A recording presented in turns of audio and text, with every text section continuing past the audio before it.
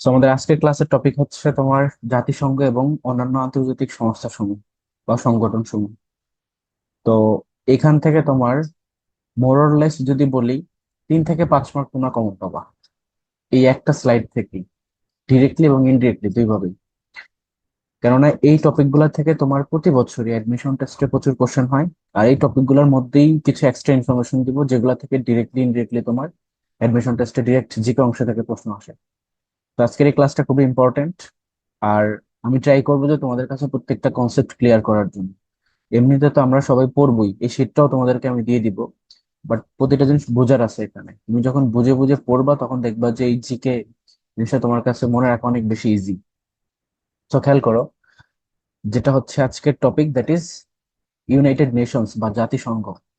তো আমরা জাতিসংঘের কথা যদি শুরুতেই বলি, এই জাতিসংঘ কেন আসছে, ওয়াই ইট ইজ হিয়ার।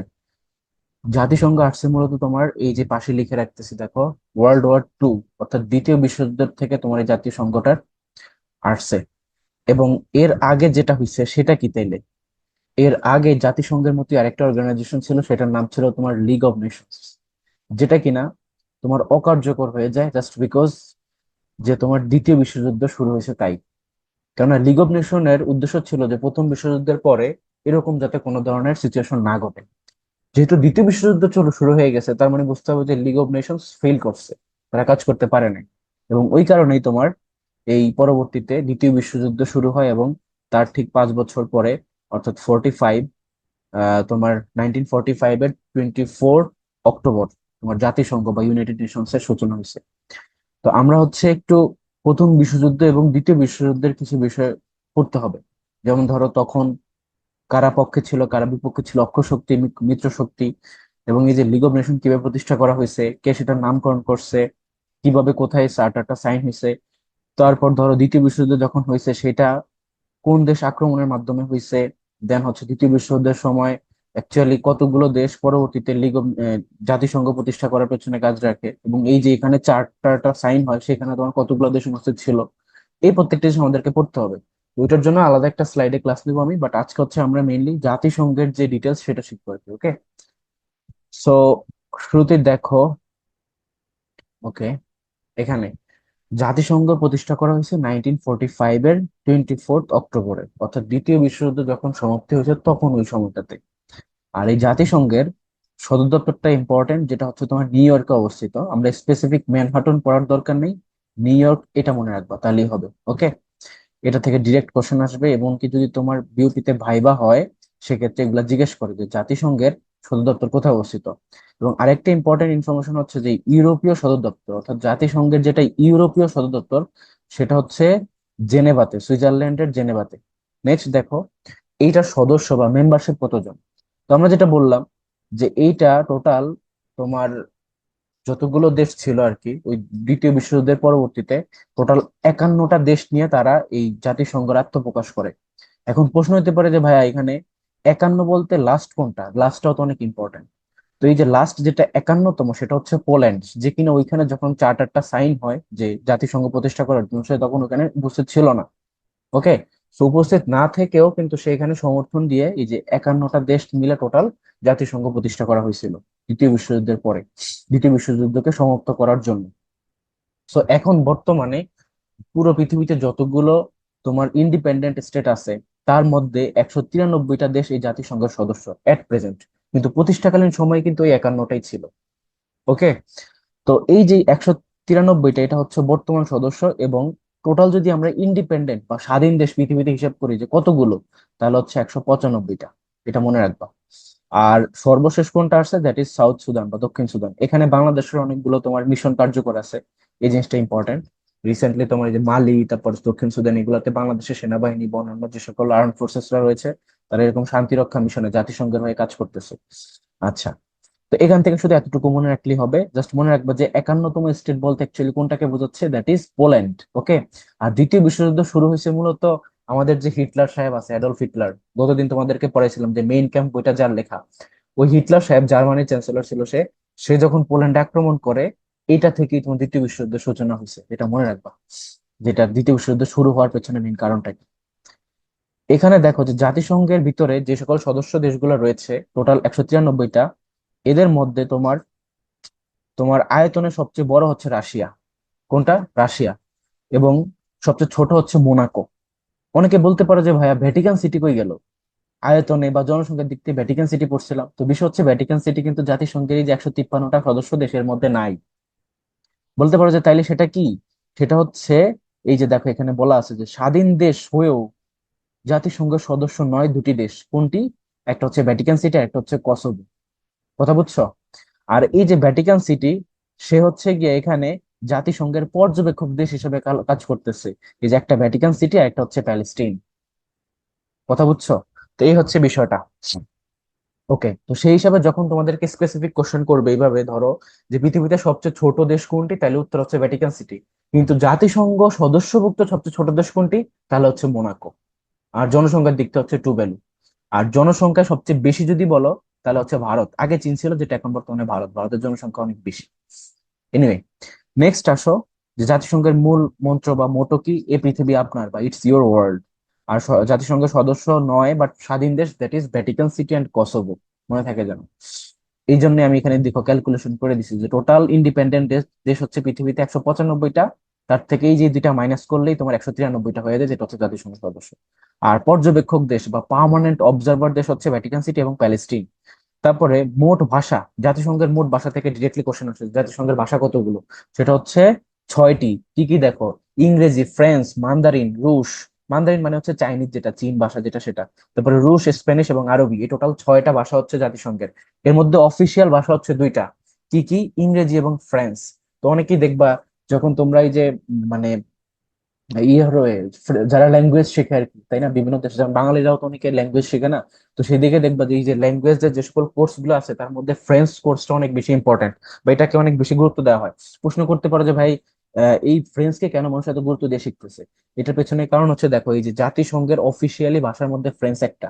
ইংরেজিটা তো সবাই আইএলটিএস করেই, বাট এক্সট্রা যদি আরেকটা ভাষাও কেউ শিখে, তাহলে সবার আগে সবার পছন্দের থাকে ফ্রেঞ্চ ভাষা। আদারওয়াইজ আরেকটা হচ্ছে তোমার জার্মান ভাষা, এগুলা। ঠিক আছে? তো মেইন রিজন হচ্ছে এটা। ইভেন এরা কিন্তু অনেক সময় তোমার এই যে দোভাষী হিসেবে কাজ করে। ধরো অনেক মানুষজন যারা এই যে মিশনে যাবে, বিদেশের সাথে এক দেশের সাথে এক দেশের তখন তো তাদের কথোপকথন করা লাগবে ওই দেশের লোকাল মানুষের সাথে। ধরো ফ্রান্সের যে সকল এই যে জাতিসংঘের শান্তি রক্ষা মিশন গুলা রয়েছে, এগুলো সবগুলো স্পন্সর করে ম্যাক্সিমাম ফ্রান্স, তারপরে তোমার আমেরিকা, এরা। তো এদের হয়ে যখন ওরা যখন ওখানে কাজ করে, যেমন এই যে আর্মিরা বা যারা শান্তি রক্ষা মিশনে কাজ করে, তারা তখন সেখানে গিয়ে লোকাল মানুষদের সাথে কনভারসেশনের জন্য এই ল্যাঙ্গুয়েজ গুলাকে ইউজ করে। আর এই দোভাষী হিসেবে এরা মিডলম্যান হিসেবে কাজ করে। আর এদের বেতন কিন্তু হাই, তুমি আমি চিন্তা করতে পারতেছি না যে এত টাকা বেতন। কথা বুঝছো? এই জন্য এদের এত ডিমান্ড। নেক্সট আসো, যে জাতিসংঘের বর্তমান মহাসচিবকে, দ্যাট ইজ অ্যান্তোনিও গুতেরেস। সে হচ্ছে পর্তুগালের নাগরিক ছিল আর কি। পর্তুগালের তোমার একজন বড় কর্মকর্তা, মেবি প্রাইম মিনিস্টারও ছিল। ঠিক আছে, এই অ্যান্তোনিও গুতেরেস। তারপর দেখো জাতিসংঘের প্রথম মহাসচিব, সে হচ্ছে ট্রিগবালি, নরওয়ের। আর এই যে নরওয়ে দেশগুলা, তারপর তোমার ধরো সুইডেন, তারপর ধরো তোমার এই যে আইসল্যান্ড, এই দেশগুলো হচ্ছে স্ক্যান্ডিনেভিয়ান কান্ট্রির মধ্যে পড়ে। এই সকল দেশগুলারই তোমার প্রধানদেরকে তারা এই জাতিসংঘের মহাসচিব হিসেবে বেশিরভাগ চুজ করে আর কি। ওকে, নেক্সট আসো, যে জাতিসংঘের যে মহাসচিব বিমান দুর্ঘটনায় মারা যায়, আমরা জাতিসংঘের কয়েকজন মহাসচিব সম্পর্কে জানতে হবে। তার মধ্যে প্রথম কে? Trick belly. বর্তমানে কে? Antonio Guterres. কোন দেশের নাগরিক? পর্তুগালের। আর একজন হচ্ছে তোমার বিমান দুর্ঘটনায় মারা যায়, সে হচ্ছে দ্যাগ হ্যামারশোল্ড। ওকে, দ্যাগ হ্যামারশোল্ড, সুইডেনের। আর আমাদের মুক্তিযুদ্ধ যখন হয় 1971-এ, ওই সময় জাতিসংঘের প্রেসিডেন্ট কে ছিল, সরি মহাসচিব কে ছিল? সে হচ্ছে উথান্ট। ওকে, উথান কোন দেশের? সে হচ্ছে মিয়ানমারের। ওকে, আমাদের পার্শ্ববর্তী দেশ মিয়ানমারের। নেক্সট আসো, জাতিসংঘের ভেটো পাওয়ার। ভেটো পাওয়ার হচ্ছে, এটা তোমরা অনেকেই জানো যে জাতিসংঘের মোট 5টা দেশের ভেটো পাওয়ার আছে। একটা হচ্ছে চীন, যুক্তরাজ্য, ফ্রান্স, রাশিয়া এন্ড মার্কিন যুক্তরাষ্ট্র। তো এই যে 5টা দেশ, এই 5টা দেশ যদি কোনো একটা ধরো প্রস্তাবনা হয়, যেমন যুদ্ধ হবে কি হবে না, এখানে ওইটা হবে কি হবে না, এর মধ্যে কোন একটা দেশ যদি বলে যে না, তাহলে কিন্তু এটা অকার্যকর হয়ে যাবে। কথা বুঝছো? তো এরকম আর কি বিষয়টা। আর এই যে ভেটো পাওয়ার, এই ভেটো পাওয়ার দেওয়া হয়েছে তোমার কোন কনফারেন্সের মাধ্যমে? এই কোশ্চেনটা আসে। জাতিসংঘের এই যে 5টা দেশ, এদেরকে এই যে ভেটো পাওয়ারটা দেওয়া হয়েছে যে আমি মানি না, যে কোনো একটা ইয়াতে হুট করে এসে বলবো যে আমি মানি না, তাহলে এটা দেওয়া হয়েছে মূলত ইয়াল্টা কনফারেন্সের মাধ্যমে। ইয়াল্টা, ইয়াল্টা হচ্ছে তোমার একটা শহরের নাম, যেটা কিনা ইউক্রেনে অবস্থিত। যেহেতু ওই সম্মেলনটা ওই জায়গাটাতে হয়েছে, ওইখান থেকে ভেটো পাওয়ারটা দেওয়া হয়েছে, এই জন্য এই কনফারেন্সটার নামই হচ্ছে ইয়াল্টা কনফারেন্স। মনে থাকে যেন। আর এই যে জাতিসংঘের নামকরণ করেন কে? সে হচ্ছে রুজভেল্ট। ওকে, তারপর দেখো G4 নেশন। G4 নেশন হচ্ছে এই যে স্থায়ী সদস্য পদ, মানে স্থায়ী নিরাপত্তা পরিষদের স্থায়ী সদস্য পদ হচ্ছে কে, এই যে যাদের 5টা দেশ যাদের ভেটো পাওয়ার আছে তারাই কিন্তু স্থায়ী সদস্য নিরাপত্তা পরিষদের। টোটাল সদস্য হচ্ছে 15টা, তার মধ্যে 5টা স্থায়ী আর বাকি 10টা হচ্ছে অস্থায়ী, যেটা তোমার চেঞ্জ হয়। ওকে, তো এই যে এই জায়গাতে এই 5টার মধ্যে ভেটো পাওয়ার নিয়ে আরো এরকম 4টা দেশ আছে যারা আসতে চায়। তার মধ্যে প্রমিনেন্ট হচ্ছে জাপান একটা, ভারত একটা, জার্মান একটা। ওকে, ব্রাজিলও আসতে চায়। তো এটা থেকে তোমার জাহাঙ্গীরনগর এবং বিউপিতে কোশ্চেন আসছিল যে কোন দেশ তোমার এই দেশের ভিতরে, মানে G4 নেশনের মধ্যে থেকে কোন দেশগুলা তোমার এই যে ভেটো পাওয়ার বা স্থায়ী সদস্যভুক্ত হতে চায়। ঠিক আছে, তার মধ্যে এই যে এই অপশনগুলো মনে রাখবা। অনেক সময় কোনটি নয় এভাবেও আসে, তখন এখান থেকে 3টা অপশন দিবে, বাকি একটা অন্যটা দিব। আবার অনেক সময় তোমার ডিরেক্ট বলে যে নিচের কোনটি, তখন হচ্ছে যে কোনো এখান থেকে একটা দিবে। আই গেস কোশ্চেন প্যাটার্ন তোমরা বুঝতে পারছো, তাই না? দুইটাতে কিন্তু আসে, আমাদের সময় আসছিল। তারপর দেখো এই যে টোটাল জাতিসংঘ প্রতিষ্ঠা হয়েছে, এটা তো একদিন একদিনই প্রতিষ্ঠা হয় না। আমরা বললাম যে 24শে অক্টোবর এটা প্রতিষ্ঠা হয়ে গেছে, বাট এটার জন্য তো কাজ করা লাগছে, ওই সময় যুদ্ধ চলতেছিল। তো এই যে দেখো কয়েকবার তারা কনফারেন্স করছে এই বিভিন্ন দেশগুলা মিলে। তার মধ্যে দেখো সর্বপ্রথম যে সম্মেলনটা হয় সেটা হচ্ছে লন্ডন ঘোষণা। এই যে 1941 সালে ইউরোপের 9টি দেশের প্রবাসী সরকার জাতিসংঘ প্রতিষ্ঠার প্রথম ঘোষণা দেয় লন্ডনের ওয়েস্টমিনিস্টার অ্যাবেতে। এবং এটা হচ্ছে জাতিসংঘ প্রতিষ্ঠার প্রথম পদক্ষেপ। তার মানে প্রথম পদক্ষেপের নাম কি? লন্ডন ঘোষণা। তারপর দেখো এখানে আরো অনেকগুলা সম্মেলনের কথা বলা আছে, আমরা এতগুলা পড়বো না, আমাদের কাজ হচ্ছে স্পেসিফিক ওয়েতে যাহা পড়লে পরীক্ষা আসবে, যা আসবে না তা আমরা স্কিপ করতে পারি। তো এই যে এর মধ্যে আবার 8 নম্বরটা ইম্পর্টেন্ট, যেটা হচ্ছে তোমার ব্রিটেন উডস সম্মেলন। আমি বলতে পারো যে ভাই ব্রিটেন উডস কেন ইম্পর্টেন্ট? কেননা ব্রিটেন উডস কনফারেন্সের মাধ্যমে দুইটা বড় অর্গানাইজেশন তৈরি করা হয়, একটা হচ্ছে ওয়ার্ল্ড ব্যাংক বা বিশ্ব ব্যাংক, আর একটা হচ্ছে তোমার IMF, ইন্টারন্যাশনাল মনিটারি ফান্ড। এই জন্যই এই দুইটা অর্গানাইজেশনকে বলা হয় ব্রিটেন উডস ইনস্টিটিউট। অর্থাৎ ব্রিটেন উডস সম্মেলনের মাধ্যমে যে দুইটা দেশ প্রতিষ্ঠিত হয়, সেই দুইটা দেশকেই তো তোমার কি বলা হবে? Britain Woods institute. আর এটা থেকে পরীক্ষা ডিরেক্ট কোশ্চেন আসে যে নিচের কোনটি ব্রিটেন উড ইনস্টিটিউট। এখানে ধরো ওয়ার্ল্ড ব্যাংক অপশনে থাকলে IMF থাকবে না, আর IMF থাকলে ওয়ার্ল্ড ব্যাংক থাকবে না, দুইটা একসাথে থাকবে না, আর বাদ বাকি 3টা অপশন থাকবে অন্যগুলা। তো তখন আবার অন্যগুলা দাগাই দেবে না ভুলেও, এই দুইটার মধ্যে যে যেটা থাকবে সেটা উত্তর হবে। এই দুইটাকে বলা হয় কি? Britain Woods institute. কথা বুঝছো? নেক্সট আসো আরেকটা বিষয়। আরেকটা বিষয় হচ্ছে ধরো ওয়ার্ল্ড ব্যাংকেরই আবার কয়েকটা শাখা আছে, অ্যাফিলিয়েট ডিভিশন। যেমন তোমার মিগা, IVRD, তারপর হচ্ছে এরকম কয়েকটা IDA। তো এর মধ্যে তোমার অনেক সময় এই ওয়ার্ল্ড ব্যাংক অপশনে না থেকে IBRD লেখা থাকে, IBRD। ঠিক আছে, তো তখন তোমাকে এটা বুঝে নিতে হবে যে IBRD দ্বারাই ওয়ার্ল্ড ব্যাংকে বোঝানো হয়েছে, তখন সেটাকে অ্যান্সার দিও। আবার এসে বললেন যে ভাইয়া ওয়ার্ল্ড ব্যাংক অপশনে পাইলাম না, IMF পাইলাম না, ওখানে IBRD লেখা ছিল। IBRD মানে কিন্তু ওয়ার্ল্ড ব্যাংকেরই একটা বড় অ্যাফিলিয়েট ডিভিশন। বুঝছো? তারপর আসলে যে ইয়াল্টা কনফারেন্স যেটা বললাম, যেখানে ব্যাটো ক্ষমতাটা দেওয়া হয়, এই যে দেখো এখানে, এই যে, ঠিক আছে, এই যে ক্রিমিয়ার, এই যে ক্রিমিয়ার ইয়াল্টা শহরে, ঠিক আছে, ক্রিমিয়ার ইয়াল্টা শহরে, যেটা ইউক্রেনে অবস্থিত ছিল, এইটাতে তোমার এই যে ভেটো পাওয়ারটা দেওয়া হয় 5টা দেশকে। ভেটো শব্দের অর্থ হচ্ছে আমি মানি না। আর লাস্ট যে সম্মেলনের মাধ্যমে তোমার এটা প্রতিষ্ঠা হয়েছে, একদম ফাইনালি অফিসিয়ালি প্রতিষ্ঠা হয়েছে, সেটা হচ্ছে সেন্ট ফ্রান্সিসকো সম্মেলন। আর এই জন্যই জাহাঙ্গীর ইউনিভার্সিটির গত বছরই কোশ্চেন ছিল যে কোন সম্মেলনের মাধ্যমে জাতিসংঘ প্রতিষ্ঠা করা হয়। The answer is San Francisco সম্মেলন। কত?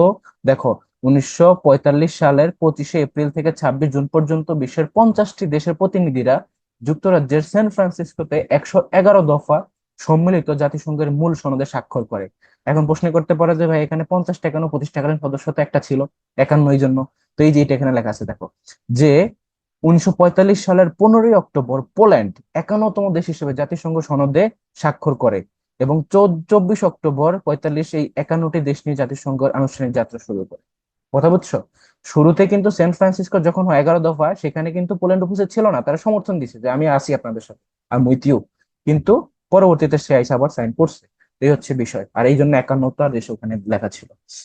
নেক্সট আসলে জাতিসংঘ তো তোমার চলার জন্য টাকা লাগবে, পৃথিবীতে যে কোনো অর্গানাইজেশন চলার জন্য টাকা লাগবে। তো টাকা কারা দেয় ম্যাক্সিমাম? যা জাতিসংঘের এই টাকা বা ফান্ডের জন্য মেজরিটি টাকা বের করে আমেরিকা, এই জন্য আমেরিকার প্রথমত জাতিসংঘ কাজ করে। আর দেখো বাংলাদেশের চাঁদার পরিমাণ কত, সর্বনিম্ন চাঁদার পরিমাণ যাহা বাংলাদেশও চাঁদা তাই দেয়, 0.01%। কথা বুঝছো? এই আর কি। নেক্সট আসো যে জাতিসংঘের তোমার পতাকা সাদা নীল রং রয়েছে, জলপাই গাছের ছবি রয়েছে, যা দ্বারা শান্তির প্রতীক বোঝায়। মানে জাতিসংঘের যে তোমার পতাকা, সেখানে জলপাই গাছটা অ্যাকচুয়ালি কি রিপ্রেজেন্ট করে? পিচ বা শান্তি। নেক্সট হচ্ছে দেখো এসকেপ। এসকেপ হচ্ছে তোমার আহ এটা সদর দপ্তর কোথায় অবস্থিত? ব্যাংকক, থাইল্যান্ড অবস্থিত। তো এই যে অর্গানাইজেশন গুলো সদর দপ্তর কোনটা কোথায় অবস্থিত, এটার উপর আলাদা একটা ক্লাস হবে। ওইখানে তোমার টেকনিক সহকারে মনে রাখতে পারবো, তোমাদের টেকনিক দিয়ে দিব যে কোনটার সদর দপ্তর কোথায় অবস্থিত। নেক্সট দেখো যে আমাদের যে দেশ বাংলাদেশ, এইটা জাতিসংঘের তোমার সদস্যপদ লাভ করছে কিভাবে, এটা হচ্ছে ইম্পর্টেন্ট বিষয়। এই জায়গাটুকু তোমাদের ভর্তি পরীক্ষার জন্য অনেক বেশি ইম্পর্টেন্ট। আমি এখানে একটু এক্সপ্লেইন করতেছি বিষয়টা, তাহলে তোমরা বুঝতে পারবে। এমনি যে তোমার মনে থাকবে, তোমার এটা পড়ার দরকার নেই যদি গল্পটা মাথায় রাখতে পারো। বিষয় হচ্ছে যে বাংলাদেশ যখন স্বাধীন হয় 1971-এর 16 ডিসেম্বর, বিজয়ের পরে আর কি। তারপরে বাংলাদেশ চাইছে অনেকবার তোমার এই জাতিসংঘের সদস্যপদ লাভ করার জন্য, কিন্তু তোমার বাংলাদেশ সদস্যপদ লাভ করতে পারতেছিল না। কার জন্য? এই যে বারবার চীন ভেটো দিছে, চীন ভেটো দেওয়ায় পর্যবেক্ষক দেশের মর্যাদা লাভ করে। মানে এই যে অক্টোবরে 72-এর 17 অক্টোবরে, মানে বাংলাদেশ চাইছিল যে তাদের সদস্য হইতে, কিন্তু বাংলাদেশে বানিয়ে দিছে পর্যবেক্ষক দেশ, মানে সদস্য হইতে দিবে না। কথা বুঝছো? এই আর কি, চীন ভেটো দিছে। প্রশ্ন করতে পারো যে ভাইয়া চীন কেন ভেটো দিছে, তো এখানে একটা পলিটিক্যাল ঝামেলা ছিল। লাইক ধরো এখানে শেখ মুজিবুর রহমান, তারপর তোমার ওই সময় তো শেখ মুজিবুর রহমানেরই সরকার ছিল না, তো ওইখানে একটা প্রবলেম ছিল। আর দেখো বাংলাদেশ কখন তোমার এটা সদস্যপদ লাভ করছে, সেটা হচ্ছে তোমার 1974 সালের তোমার 17ই সেপ্টেম্বর। এখানে তোমার বাংলাদেশ জাতিসংঘের 29তম অধিবেশনে 136তম দেশ হিসেবে এই 74 সালের 17ই সেপ্টেম্বর জাতিসংঘ সদস্যপদ লাভ করে। আর এই ডেটটা এই জন্য তোমরা অনেক বেশি ইম্পর্টেন্স দিয়ে মনে রাখবা যে 17ই সেপ্টেম্বর। আর এরপর পরই বঙ্গবন্ধু সাথে সাথে চলে গেছে কোথায়, জাতিসংঘের ওখানে ভাষণ দেওয়ার জন্য। এবং সে সেখানে গিয়ে তার ঠিক 8 দিন পরে, 8 দিন পরে 17-এর সাথে 8 যোগ করলে কত হয়, 25 সেপ্টেম্বর, সেখানে গিয়ে সে বঙ্গবন্ধু বাংলায় ভাষণ দিছে। বাংলায় কিন্তু, যেটা স্বাভাবিকভাবে কেউ দেয় না ভাবে। তো ওইখানে বাংলায় ভাষণ দেওয়া হয়েছে বঙ্গবন্ধুর কত তারিখে, 25 সেপ্টেম্বর। এবং এই যে 17ই সেপ্টেম্বর থেকে 25 সেপ্টেম্বরের যে গ্যাপ, অর্থাৎ 8 দিন, এই জন্য 8ই সেপ্টেম্বর হচ্ছে বিশ্ব সাক্ষরতা দিবস। তো তোমরা এই যে কয়েকটা জিনিসকে এইভাবে রিলেট করে মনে রাখতে পারো। আমি তোমাদেরকে আবার বলতেছি, বাংলাদেশ সদস্যপদ লাভ করতে চাইছে অনেকবার, কিন্তু ভেটো দেওয়ার কারণে, চীন ভেটো দেওয়ার কারণে বারবার হতে পারতেছিল না। অবশেষে 74 সালের 17ই সেপ্টেম্বর 136তম দেশ হিসেবে 29তম অধিবেশনে সেটা সদস্যপদ লাভ করে। এবং এর ঠিক 8 দিন পরে 25 সেপ্টেম্বর বঙ্গবন্ধু সেখানে উপস্থিত হয়ে বাংলা একটা ভাষণ দেয়। এবং এই জন্য মাঝখানের যে 8 দিন গ্যাপ, এটা হচ্ছে তোমার সাক্ষরতা দিবস। মানে এই জন্য না, অ্যাকচুয়ালি এটা দিয়ে আর কি মনে রাখা যায়, এই টেকনিকটা দিয়ে, দ্যাটস ওয়াই বলা হয়। ওকে। আর বাংলাদেশের প্রথম নারী স্থায়ী প্রতিনিধি হচ্ছে ইসমাত জাহান, এটা মনে রাখতে পারো। নেক্সট দেখো যে জাতিসংঘের সদর দপ্তর কোথায়, নিউ ইয়র্কে অবস্থিত। এটা আমরা বললাম। জাতিসংঘ ইউনিভার্সিটি, এই যে দেখো তোমার অনেকটা ইয়ের মতো, এই যে কি বলে, এভাবে উঠে আবার নিচে জিগজ্যাগ, এটা হচ্ছে জাতিসংঘ বিশ্ববিদ্যালয় বা ইউএন ইউনিভার্সিটি, যেটা জাপানে অবস্থিত। ঠিক আছে, এটা দরকার নেই, বাদ। নেক্সট আসলে জাতিসংঘের এই যে মূল অঙ্গ সংস্থা, প্রিন্সিপাল অর্গান হচ্ছে টোটাল 6টি। কয়টি? 6টি। আমার মাউসটা আজকে কেমন উইয়ার্ড কাজ করতেছে, দেখছো? আমি এটা গোল করব, হয়ে গেছে এটা জুতোর মতো, বুঝলি কিছু। এনিওয়ে, নেক্সট খেয়াল করো, এই যে 6টা অঙ্গ সংস্থা, এগুলা কি কি?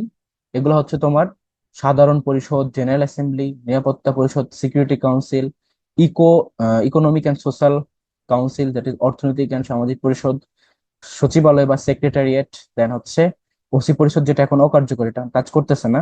আর একটা হচ্ছে আন্তর্জাতিক আদালত বা ইন্টারন্যাশনাল কোর্ট অফ জাস্টিস। ওকে, এই আর কি। সো সাধারণ পরিষদ যেটা জেনারেল অ্যাসেম্বলি, সেখানেই তোমার এই যে 193টা সদস্য, টোটাল 193টা সদস্য। মানে জাতিসংঘের যতগুলো সদস্য, ততগুলো সদস্যই তোমার এই জেনারেল অ্যাসেম্বলিতে আসে। আচ্ছা, তো এই অ্যাসেম্বলির অধিবেশন হয় কখন? প্রতি বছরের সেপ্টেম্বর মাসের 3য় মঙ্গলবার এই অধিবেশনটা বসে। ঠিক আছে, সেপ্টেম্বর মাসের 3য় মঙ্গলবার, সেপ্টেম্বর মাসের 3য় মঙ্গলবার, মনে থাকে যেন। আর বাংলাদেশের হয়ে প্রথম নারী সভাপতি ছিল, সরি, প্রথম নারী সভাপতি যদি বলা হয় তাহলে কে, তাহলে হচ্ছে তোমার ভারতের বিজয় লক্ষ্মী পণ্ডিত। আর সাধারণ পরিষদে বাংলাদেশ তোমার সভাপতিত্ব করে সর্বপ্রথম কবে? 1986 সালে 41তম অধিবেশনে। এবং ব্যক্তিটা হচ্ছে হুমায়ুন রশিদ চৌধুরী। এটা থেকে বিউপিতে একবার কোশ্চেন আসছিল। ওকে, বিউপির কোশ্চেন। কি নাম? হুমায়ুন রশিদ চৌধুরী, যে কিনা সর্বপ্রথম বাংলাদেশের হয়ে সভাপতিত্ব করে 41তম অধিবেশনটায়। সাল মনে রাখার দরকার নেই। ওকে, নেক্সট আসলে নিরাপত্তা পরিষদ। নিরাপত্তা পরিষদের মধ্যেই কিন্তু টোটাল 15টা সদস্য। তার মধ্যে 5টা হচ্ছে স্থায়ী, এরা সবসময়ের জন্য থাকবে। যেমন যুক্তরাষ্ট্র, যুক্তরাজ্য, ফ্রান্স, রাশিয়া, চীন, এদের ভেটো পাওয়ার আছে। আর বাকি অস্থায়ী হচ্ছে 10টি। 10টির মধ্যে তোমার যারা যারা আছে, এদের মধ্যে থেকেই কয়েকজন, ওই যে তোমার G4 নেশন যেটাকে বলতেছে, জার্মানি, জাপান, ভারত, এবং আরেকটা কোনটা, জার্মানি, জাপান, ভারত, আরেকটা হচ্ছে তোমার আহ কোথায় গেল, কোথায় গেল, এই যে ব্রাজিল। ব্রাজিল। এরা হইতেছে তোমার, বলতেছে ভাইজান আমাদেরকেও ভেটো পাওয়ারটা দেন, এটা আমাদের দরকার আছে, আমরা অনেক কিছুতে এটার কারণে কি, মানে এই ইয়ে বলে আর কি, মানে আমরা সুযোগ সুবিধা পাচ্ছি না, এই জন্য তারা ওটা সদস্যপদ লাভ করতে চাইতেছে, বাট কে দেয়? দিবে নাকি ওরা? ওই ধরো ওরা ভেটো পাওয়ার পাইতে যাবে, আরেকজন বলবে যে না দিব না।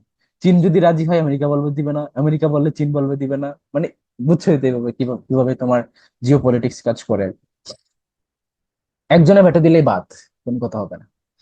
অর্থনৈতিক ও সামাজিক পরিষদ, যেটা হচ্ছে তোমার ইকোস, ও আচ্ছা, এই যে এখানে টোটাল নিরাপত্তা পরিষদের কথা বললাম না, এটার আরেকটা ডাক নাম আছে, সেটা হচ্ছে স্বস্তি পরিষদ।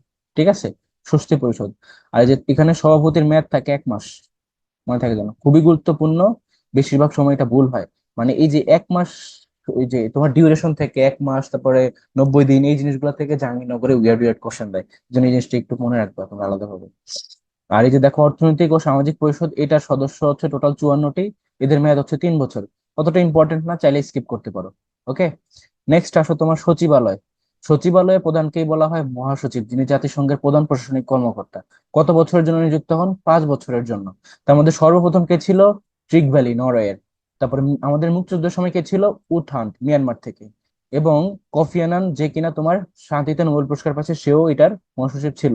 বর্তমানে কে? অ্যান্তনিও গুতেরেস, যে কিনা পর্তুগালের সাবেক প্রধানমন্ত্রী ছিল, যে তখন বললাম তোমাদেরকে। আর যিনি বিমান দুর্ঘটনায় মারা গেছে, এই যে দ্যাগ হ্যামারশোল্ড সেকেন্ড, যে এই সেকেন্ড, মানে তোমার মহাসচিব ছিল আর কি, এই যে বিমান দুর্ঘটনায় তিনি মারা গেছে। তারপর দেখো, এই যে জাতিসংঘের সহকারী মহাসচিব পদমর্যাদার কর্মকর্তাকে কি বলা হয়? ন্যায়পাল বলা হয়, অম্বার্টসম্যান। আর আমাদের সংবিধানে ন্যায়পাল সম্পর্কে কত নম্বর অনুচ্ছেদে বলা আছে, বলতে পারবা? অম্বার্টসম্যান, 77 নং। রাইট, এই যে 77, 77 নম্বর অনুচ্ছেদে এটা সম্পর্কে বলা আছে। আর ওসি পরিষদ এখন কার্যকর নাই, তাই আমরা এটা নিয়ে পড়বো না, এটা বাদ। এরপর হচ্ছে আন্তর্জাতিক আদালত বা international court of justice, that is ICJ. এটার এই যে আদালত নিয়ে যেগুলো তোমার, এই যে ইন্টারন্যাশনাল কোর্ট অফ জাস্টিস, তারপর তোমার হচ্ছে পার্মানেন্ট কোর্ট অফ আরবিট্রেশন, এগুলার পিসিএ যেটা, এগুলার সদর দপ্তর সবগুলো দেখবে নেদারল্যান্ডের হেগে, নেদারল্যান্ডের হেগ শহরে। ওকে। আচ্ছা, তারপর দেখো এখানে টোটাল বিচারপতি হচ্ছে 15 জন, এবং তাদের মেয়াদ হচ্ছে 9 বছর। ঠিক আছে, এই যে 9 বছর, এটা খুব ইম্পর্টেন্ট থেকে যেহেতু কোশ্চেন ছিল, যে আইসিজে যেটা আন্তর্জাতিক আদালত, সেটার যে বিচারকগণ আছে তাদের মেয়াদ কত বছর? 9 বছর। এটা মনে রাখবা। আর সভাপতি 3 বছরের জন্য নিয়োগ পান, এটা ইম্পর্টেন্ট না, বাট। তারপর দেখো যে পার্মানেন্ট কোর্ট অফ আরবিট্রেশন বা পিসিএ, এটাও দেখো এই যে নেদারল্যান্ডের হেগ শহরে অবস্থিত। আর আমাদের সাথে তোমার ভারতের যে একটা ঝামেলা ছিল, ল্যান্ড ডিসপিউট, ওই যে তোমার সোপান, মহীসোপান, ওই সব ওই জায়গাগুলো নিয়ে আর কি, বঙ্গোপসাগরের ওই জায়গাটাতে। তো সেইখানে নিয়ে যে নিষ্পত্তিটা হয় আর কি, যে আমরা পাবো না ওরা পাবো ওই জায়গাগুলা, সেখানে এটার জন্য কাজ করে হচ্ছে PCA, permanent court of arbitration. এরা এটা কাজ করে আর কি। তো সেখানে বাংলাদেশ ভার্সেস ইন্ডিয়া, এখানে তোমার বাংলাদেশ উইন করে, মানে জায়গার বেশিরভাগ জায়গায় আমরা বাংলাদেশরা পাই, ইন্ডিয়া এসে মাঝখানে বলছিল যে আমাকে জায়গা, অ্যাকচুয়ালি সেটা হচ্ছে আমাদের। ওকে। নেক্সট আসো, এই তারিখটা মনে রাখতে পারো, এখানে এটা কত সালে? এটা হচ্ছে 2014 সালের 7ই জুলাইতে, মনে থাকে। নেক্সট আসো তোমার জাতিসংঘ শান্তিরক্ষা মিশন, যেটাতে বললাম যে আমাদের অনেক তোমার সেনাবাহিনীরা, তোমার আত্মীয় স্বজন আছে না কেউ মিশনে গেছে, আছে এরকম কেউ? হুম? নাই? মিশনে গেলে কিন্তু অনেক টাকা, ভালোই টাকা দেয়। 1 বছরে তোমার 20-25 লাখ টাকার মতো পায়। বাট দ্য ফ্যাক্ট ইজ, এখান থেকে আবার সরকার কিছু কেটে নেয়, ডলার। তো আলটিমেটলি তোমার 15, 16 বা 17 লাখ টাকার মতো তো থাকে। আর যারা অফিসার র্যাঙ্ক বা তোমার অফিসার পদ থেকে যায়, তাদের তো আরো বেশি, তারাই তোমার অনেক টাকা পায়। এই আমার পরিচিত একটা ছেলে আছে, ও হচ্ছে তোমার ইয়েতে এখন মেবি দক্ষিণ সুদানে আছে। তো ও তোমার ইয়ে করছে, অফিসার পদ থেকে গেছিল ওখানে। দেন ওর যে টাকা, ওইটা শুরুতে আগেই বলে দিছিল, ও যখন ওই যে যখন তোমার আইএসএসবি তে ঢুকছিল, তখন ওরে ডিপি ভাইবা, যেটা আর কি এই বলে, জিডি ভাই, জিডি ভাইবা, হ্যাঁ, জেনারেল পুলিশ। তো ওইটাতে ওকে যখন জিজ্ঞাসা করছিল যে তুমি চান্স পাইলে, তোমাকে যদি আইএসএসবি তে গ্রিন কার্ড দেওয়া হয় তুমি কি করবা, ধরো তোমাকে, মানে যদি টাকা দেওয়া হয় তখন এই টাকাগুলো দিয়ে তুমি কি করবে, তখন ও বলতেছিল যে আমি আমার বাবা মাকে পজে পাঠাবো। তো আলটিমেটলি ও সিলেক্টেড হয় পরবর্তীতে। আর ওই কথার কারণেই কিন্তু ওই যে যখন মিশন থেকে যে টাকাটা পায়, ওরে ওই 1% টাকা, মানে কিছু 50%-এর মতো টাকা ওরে আগেই দিয়ে দেয়, আর ওই টাকাটা পুরোটাই ওর বাবা মা ওদের জন্য ওখানে ইনভেস্ট করে ডিরেক্টলি, ওর মাধ্যমে ডিরেক্ট ওইখানেই যায়। তারপরে বাকিটা যদি ওদের অনেক টাকা দেওয়া হয়, ইটস লাইক হিউজ। আমাকে আইএসএসবি তে এক্সাম দিতে দেয়নি। কেন দেওয়া নাই? দেওয়া উচিত ছিল, মানে কি বলবো। এনিওয়ে, নেক্সট আসো। ওই জন্য ছিলাম যে জাতিসংঘ শান্তিরক্ষা মিশন বা ইউএন পিস কিপিং মিশন যেটা, তো এখানে বাংলাদেশের অনেক মানুষ কাজ করতেছে। আর তোমার বাংলাদেশ বর্তমানে এটাতে টপ র্যাঙ্কে, মানে নাম্বার 1 পজিশনে আছে। এই যে তোমার দেখো, সর্বপ্রথম পাঠাইছে হচ্ছে ইউনিমগ এই অপারেশনটাতে, যেটা হচ্ছে 1988, মানে 1988 সালে। আর বর্তমানে শান্তিরক্ষা মিশনে বাংলাদেশ শীর্ষ, এই যে শীর্ষ স্থানে হচ্ছে বাংলাদেশ। কতজন? 6,693 জন। সংখ্যা তো এখন আরো চেঞ্জ হয়েছে, কারণ মানুষ তো ঠিকই এরপরে আরো অনেকে গেছে, আই গেস। এটা সংখ্যা মনে রাখার দরকার নেই, তোমার মনে রাখবা যে হচ্ছে বাংলাদেশ বর্তমানে টপ পজিশনে। আচ্ছা, তারপরে টোটাল 8টা মিশনে কাজ করতেছে এখন বর্তমানে, বাকিগুলা বাদ, দরকার নেই। এবার আসো যে সদর দপ্তর এখানে। তোমার একটা জিনিস মনে রাখবে যে জেনেভা এবং সুইজারল্যান্ড, জেনেভা মানে সুইজারল্যান্ডের জেনেভা, এখানে কোন কোন অর্গানাইজেশন গুলোর সদর দপ্তর অবস্থিত, এটা আমরা পড়বো না। আমরা পড়বো হচ্ছে ডিরেক্টলি যে কোন কোন সংস্থার সদর দপ্তর এখানে অবস্থিত, মানে জেনেভাতে অবস্থিত। তো এটার জন্য একটা ট্রিক্স হচ্ছে, যে সকল সংস্থাগুলা তোমার ডাব্লিউ দিয়ে শুরু নামটা এবং ও দিয়ে শেষ, ডাব্লিউ দিয়ে শুরু ও দিয়ে শেষ, সে প্রত্যেকটা সংস্থার সদর দপ্তর জেনেভার সুইজারল্যান্ডে অবস্থিত। এখন বলতে পারো যে ভাইয়া আইএলও, আইটিইউ, আইটিসি এগুলো আবার কোত্থেকে আসছে, এগুলা কি করে? তো সেটার জন্য আরেকটা কৌশল হচ্ছে, যে সকল দেশগুলো তোমার মানবতা নিয়ে কাজ করে, মানে মানবিক দিক নিয়ে কাজ করে, সে প্রত্যেকটা সদর দপ্তর সুইজারল্যান্ডের জেনেভাতে। তো দেখো, ডাব্লিউটিও তে হচ্ছে ডাব্লিউ দেশের ওদিয়া শেষ, ডাব্লিউএইচও ডাব্লিউ দেশের ওদিয়া শেষ, ডাব্লিউএমও, ডাব্লিউপি, উইপো। তারপরে আইএলও যেটা, এটা এটা কি ইন্টারন্যাশনাল লেবার অর্গানাইজেশন। তো লেবাররা কি মানবতা নিয়ে কাজ করে না? শ্রমিকদের নিয়ে কাজ করতেছে, শ্রমিকদের মর্যাদা নিয়ে কাজ করতেছে। তো তাইলে এটাও তো মানবতা, এই জন্য এটা সদর কোথায়? সুইজারল্যান্ডের জেনেভাতে। তারপরে এই যে দেখো, যে ইউএনএইচসিআর খুব ইম্পর্টেন্ট। ইউএনএইচসিআর মানে কি? ইউনাইটেড নেশনস তোমার হচ্ছে হাই কমিশনার ফর রেফিউজি, ঠিক আছে? United Nations high commissioner for refugee. তো রেফিউজিদেরকে নিয়ে কাজ করতেছে, শরণার্থী নিয়ে, এটা মানে একটা মানবিক কাজ। এই জন্য এটারও সদর দপ্তর কোথায়? সুইজারল্যান্ডের জেনেভাতে অবস্থিত। ওকে। আর টাকা সম্পর্কিত যেগুলা, টাকা, মানি মানি, সেটা হচ্ছে কোথায়? ওয়াশিংটন ডিসি, যুক্তরাষ্ট্র। মানে টাকা আমেরিকা অন্য জায়গায় থাকতে দিবে না, সব ওয়াশিংটন ডিসিতে, যুক্তরাষ্ট্রের। তো এই যে দেখো আইডিএ, শুরুতে বলছিলাম আইডিয়া মানে কি? ওয়ার্ল্ড ব্যাংকের একটা শাখা। তারপরে আইএমএফ, এটা আরেকটা ব্রিটেন রুটস ইনস্টিটিউট, এটাও কিন্তু টাকা নিয়ে, মনিটারি ফান্ড। তারপরে আইএফসি, এটাও কিন্তু শাখা। আইবিআরডি শাখা। আইসিএসআইডি, মিগা, এই যে প্রত্যেকটা, এগুলো বললাম যে এই প্রত্যেকটা হচ্ছে তোমার, এই যে জাস্ট দুইটা জিনিস, একটা হচ্ছে আইএমএফ আর একটা হচ্ছে ওয়ার্ল্ড ব্যাংক। ওয়ার্ল্ড ব্যাংক কোনটা? এই যে পাঁচটাকে মিলে বলো ওয়ার্ল্ড ব্যাংক আর আইএমএফ, প্রত্যেকটাই কি এগুলো তোমার ওয়াশিংটন ডিসিতে অবস্থিত। আচ্ছা, নেক্সট, তো যদি এভাবে ডিরেক্টলি কোশ্চেন আসছে ওয়াশিংটন ডিসিতে ওয়ার্ল্ড ব্যাংকের সদর দপ্তর কোথায় অবস্থিত, তাহলেও কিন্তু এই ওয়াশিংটন ডিসি একই কথা আর কি। তোমরা পয়েন্ট আই গেস বুঝতে পারছো। নেক্সট দেখো যে তোমার এই যে ইউএন, সেটা তো নিউ ইয়র্ক জানোই। তারপরে ইউনিসেফ, তারপর হচ্ছে ইউএন উইমেন বাই সিডো, এই একটা একটু মনে রাখবা, এগুলো হচ্ছে তোমার যুক্তরাষ্ট্রের নিউ ইয়র্কে অবস্থিত। আর এই যে হেগে হচ্ছে কোথায়, মানে নেদারল্যান্ডের হেগে হচ্ছে তোমার আইসিজে, আর একটা হচ্ছে পিসিএ। এগুলো বাদ, এগুলো অতটা ইম্পর্টেন্ট না। তারপর দেখো তোমার OPEC, OPEC important, IAEA important. এই দুইটা কোথায় অবস্থিত? ভিয়েনা, অস্ট্রিয়াতে অবস্থিত। এগুলা কি নিয়ে কাজ করে? এগুলা কাজ করে তোমার হচ্ছে এই যে এনার্জি, এনার্জি নিয়ে কাজ করে। দেখো এনার্জি মানে IAEA, International Atomic Energy Association. আর ওপেক, এটা হচ্ছে তেল নিয়ে কাজ করে, মানে অর্গানাইজেশন অফ পেট্রোলিয়াম। তারপরে কি, যাক ভুলে গেছি, নেক্সট পাবো, একটু পরে পাবো এগুলা। আর কয়েকটা সংস্থা আছে যেগুলোর তোমার মানে কোথাও কোনো সদর দপ্তরই নাই, যেমন G7, G20, তারপরে G77, আর একটা হচ্ছে ন্যাম। সবচেয়ে বেশি ইম্পর্টেন্ট যদি বলো তাহলে হচ্ছে ন্যামের, ন্যামের কোনো সদর দপ্তর নেই। এটার অনেকবার পরীক্ষা কোশ্চেন আসছে। আর এখানে দুইটা বাদ গেছে, সেটা হচ্ছে অ্যামনেস্টি ইন্টারন্যাশনাল, আর একটা হচ্ছে তোমার আইএমও। এই আইএমও কোনটা আবার? এই আইএমও হচ্ছে international maritime organisation, maritime organisation, ঠিক আছে? এই দুটো হচ্ছে লন্ডনের, যুক্তরাষ্ট্র, মানে লন্ডন যুক্তরাষ্ট্র অবস্থিত। আচ্ছা, তারপর দেখো তোমার এই যে কার্যক্রম ভিত্তিক গুরুত্বপূর্ণ সংস্থা, যেমন ধরো এই যে মানব উন্নয়ন সূচক, এরা কারা? এটা কোন দেশ, মানে কোন সংস্থা প্রকাশ করে? যেটা হচ্ছে তোমার UNDP, United Nations development programme. এরা প্রকাশ করে যে মানব উন্নয়ন সূচক বা হিউম্যান ডেভেলপমেন্ট ইন্ডেক্স প্রকাশ করে, ঠিক আছে? যে মানে মানব উন্নয়নে সবের শীর্ষ কোন দেশ, বাংলাদেশ কততম অবস্থানে, সেগুলো আমাদেরকে জানতে হবে। তারপর নারীদেরকে নিয়ে কাজ করে হচ্ছে সিডো, সিডো সনদ বলে না এটা। আর ক্ষুদ্র ঋণ প্রদান করে কে? আইডিএ, আইডিএ এটা ওয়ার্ল্ড ব্যাংকের একটা শাখা, বিশ্ব ব্যাংকের একটা শাখা। আর যদি বলো যে সবচেয়ে মানে যেটা ক্ষুদ্র ঋণ, আর একটা হচ্ছে বড় ঋণ, বড় ঋণ নিয়ে কাজ করে কি, সেটা হচ্ছে আইভিআরডি, আইভিআরডি সেটাও ওয়ার্ল্ড ব্যাংকের শাখা, মনে থাকে যেন। আচ্ছা, তারপর দেখো তোমার এই যে ওয়ার্ল্ড হেরিটেজ সাইট ঘোষণা করে কে, সেটা হচ্ছে ইউনেস্কো। যেমন তোমার পাহাড়পুর, সোমপুর বিহার, তারপর তোমার আছে ষাট গম্বুজ মসজিদ বাগেরহাটেরটা, তারপর হচ্ছে সুন্দরবন, এগুলো সবগুলো হচ্ছে বিশ্ব ঐতিহ্যের মধ্যে পড়ছে, ঠিক আছে? তারপর আরো আছে, যেমন তোমার বাউল গান, পাহলগাম 2005 সালে তোমার বিশ্ব ঐতিহ্যের মধ্যে পড়ছে। আর কি আছে? আরেকটা আছে, ঠিক আছে, এরকম কয়েকটা লিস্ট আছে তোমাদেরকে। ওই যে বিউপি কনফার্ম ব্যাচ টেলিগ্রাম গ্রুপটাতে আমি কিছু ছোট ছোট শিট দিছি এরকম ইম্পর্টেন্ট, যেগুলো থেকে ডিরেক্ট কোশ্চেন আসে, কিন্তু ওইভাবে তুমি ওগুলাকে কোনো কোথাও সাজানো ভাবে পাবা না। বাট আমি ওখানে সাজিয়ে ওই জিনিসগুলো দিছি, ওখান থেকে পড়বা এগুলো। প্রত্যেকটা শিট যেন তোমাদের মাথায় থাকে।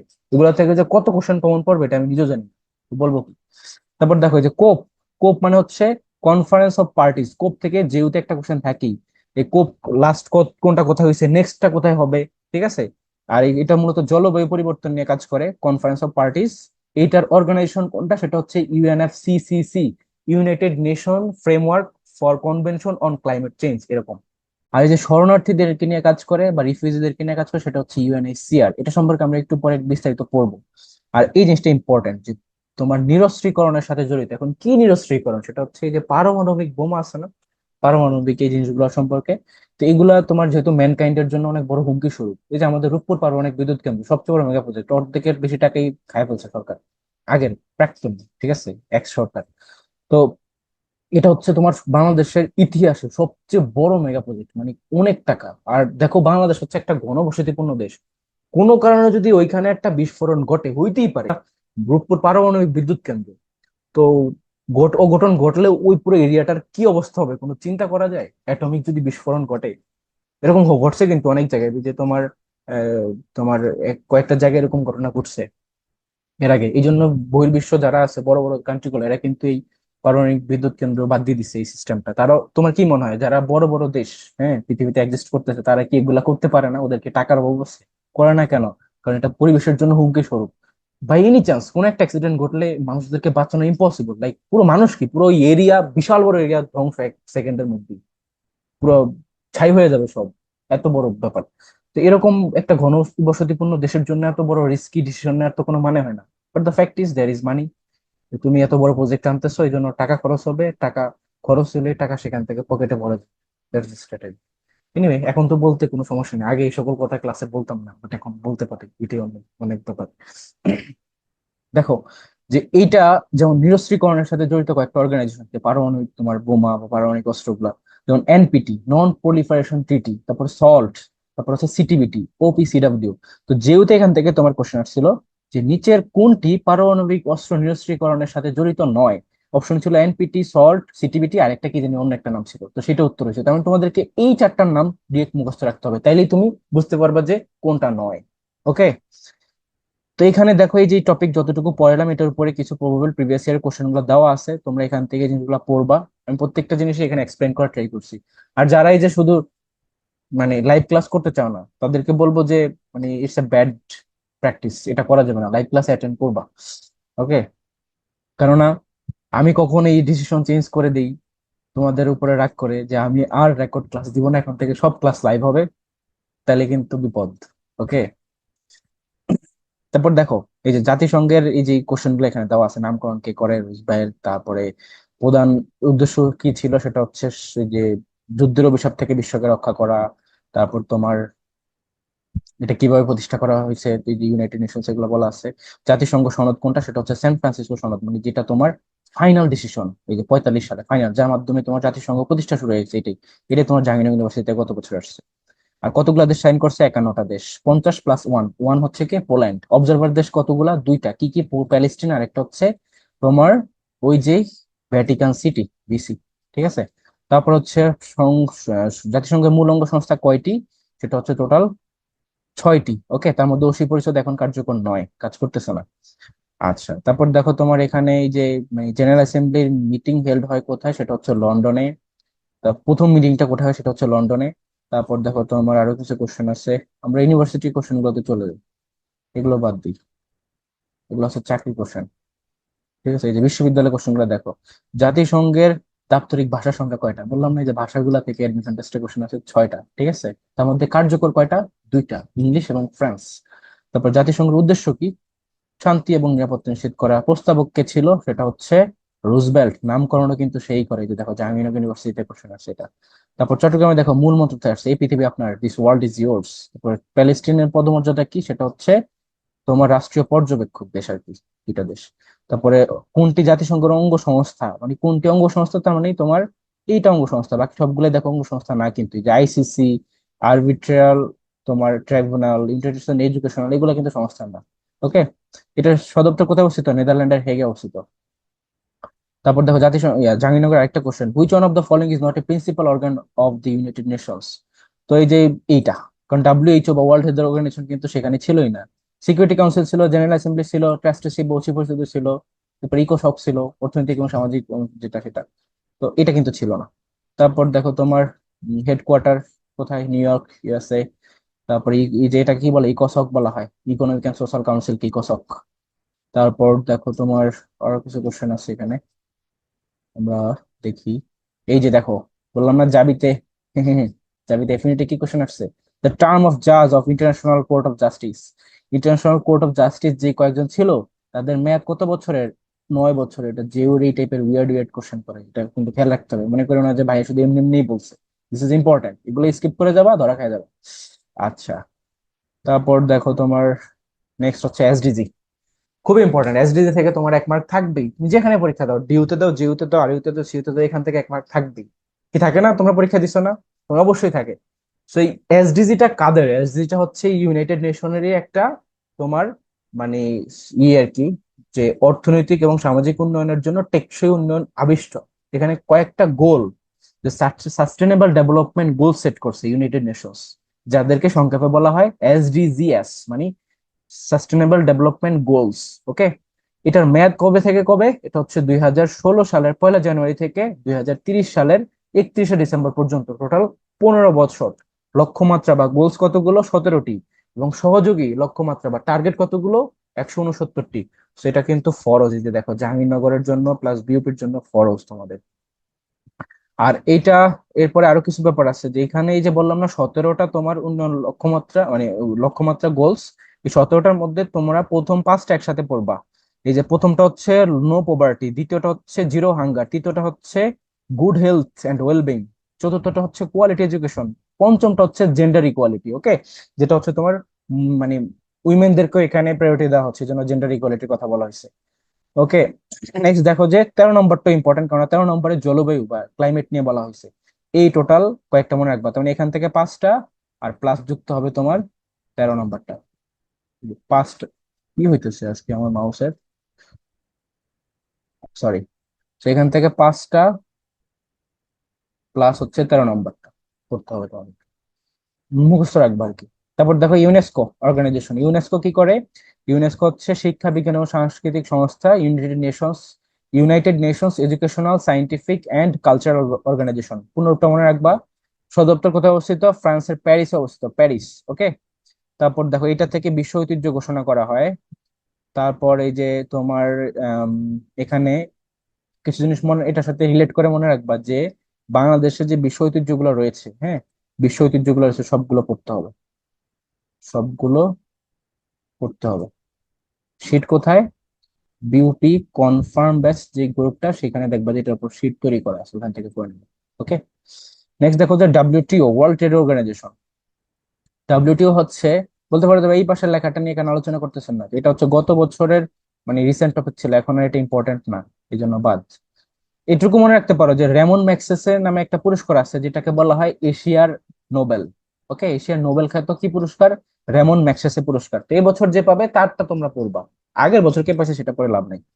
দেখো, ওয়ার্ল্ড ট্রেড অর্গানাইজেশন, সেটা হচ্ছে তোমার ডাব্লিউটিও, এটার আগে পূর্ব নাম কি ছিল? GATT, General agreement on tariffs and Trade. Tariffs মানে কি বলতো? ট্যারিফস মানে কি? What is the tariff? Tariff মানেটা কি? ট্যারিফ আর ভ্যাটের মধ্যে ডিফারেন্সটা কি? What is the difference between tariffs and VAT? জানো কেউ? ট্যারিফস এর বাংলা কি, শুধু এইটুকু বলো। এনিওয়ান? সাকিব ক্লাসে নাই? বলো।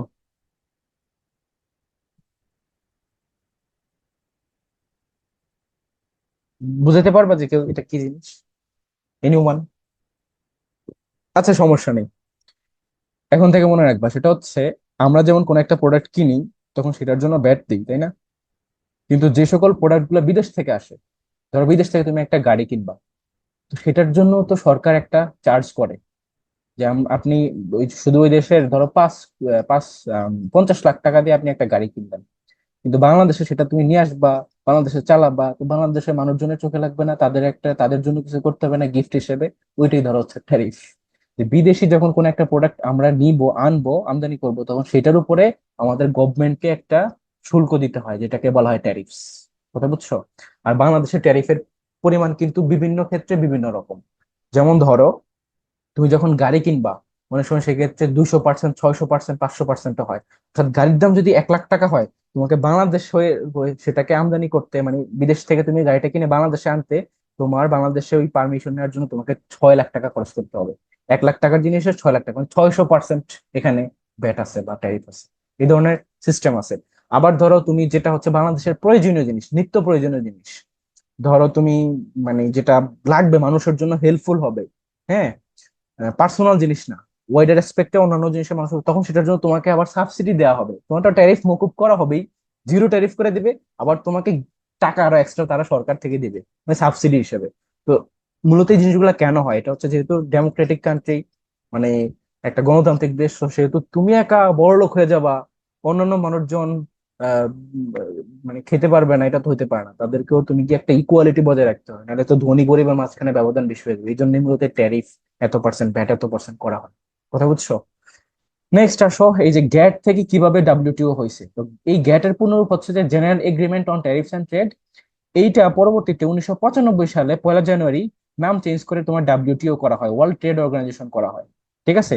আর ওই দিনই, ঠিক ওই দিনই বাংলাদেশ তোমার এটা সদস্যপদ লাভ করে, যেহেতু এই কোশ্চেনটা আসছিল। ঠিক আছে, যে বাংলাদেশ কবে ডাব্লিউটিওর সদস্যপদ লাভ করে, সেটা হচ্ছে 1995-এর 1লা জানুয়ারি। অনেকেই যারা আছে তারা হচ্ছে এই যে তোমার মানে 45, 46 এগুলা দাগাইছে, কেন ভাবছে যে ডাব্লিউটিও এটা তো ওই যে ওয়ার্ল্ড ইউনাইটেড নেশনের সাথে রিলেটেড, এরকম একটা ব্যাপার, তাহলে সেটা 45 সালে হবে বা 46 সালে হবে, এরকম দাগাইছে। বাট না, ওয়ার্ল্ড ট্রেড অর্গানাইজেশন কিন্তু হয়েছে 95-তে, যেদিন গিয়ে বাংলাদেশ এটা সদস্য পদ লাভ করছে আর কি। ওকে, এই যে দেখো 1লা জানুয়ারি 1945 ওই দিনই সদস্যপদ লাভ করে, আর 1লা জানুয়ারি 1985 ওই দিনই সেটা গ্যাট থেকে ডাব্লিউটিও হয়। আর আইএলও লেবার অর্গানাইজেশন সেটা কি? সেটা হচ্ছে তোমার, এই যে দেখো সদর দপ্তরটা মনে রাখবা সুইজারল্যান্ডের জেনেভাতে অবস্থিত, যেহেতু মানবতা নিয়ে কাজ করে, মানবতা, মানবতা। নেক্সট দেখো যে ইন্টারন্যাশনাল লেবার ডে, এই যে তোমার বিশ্ব শ্রমিক দিবস কবে? 1লা মে, 1st মে। এই জন্য সবকিছু বন্ধ থাকে ওই দিন। তারপর দেখো WHO world health organisation, corona পিরিয়ডের পরে WHO খুব হাইপে ছিল, এখন যদি অতটা নাই। বাট তারপর মনে রাখবা যে এটা প্রতিষ্ঠা করা হয়েছে 7ই এপ্রিল 1948-এ। কেন বললাম, কেন ইম্পর্টেন্ট? কারণ এই যে 7ই এপ্রিল, এটাই হচ্ছে বিশ্ব স্বাস্থ্য দিবস, কারণ ওই দিনই এটা প্রতিষ্ঠা করা হয়েছে, এই জন্য এটা ইম্পর্টেন্ট। ঠিক আছে, বাংলাদেশ 73 সালে এটা সদস্যপদ লাভ করে। বাকিগুলো বাদ, দরকার নেই। আর ওয়ার্ল্ড ফুড প্রোগ্রাম, এটাও 2020 সালের পরে, মানে 21 সালের দিকে ইম্পর্টেন্ট ছিল, কারণ 2020 সালে সেটা নোবেল পুরস্কার পাইছে শান্তিতে, তাও একটা মানে অর্গানাইজেশন, ওয়ার্ল্ড ফুড প্রোগ্রাম এটা। আর ফাও দেখো, food and agriculture organisation, food and agricultural organisation, যেটা হচ্ছে সদর দপ্তর কোথায় অবস্থিত? ইটালির রোমে অবস্থিত। একটু এক্সেপশনাল, ওইখানে ওই লিস্টের মধ্যে ওইরকম মিল নাই, যে রোমের তো আমরা ওখানে কোনোটা দেখি নাই। তো এটা মনে রাখবো আলাদাভাবে, যে ফাও এর সদর দপ্তর কোথায় অবস্থিত? ইটালির রোমে অবস্থিত। আর খাদ্য দিবস হচ্ছে 16ই অক্টোবর। ঠিক আছে, শেষ, বাকিগুলো পড়ার দরকার নেই।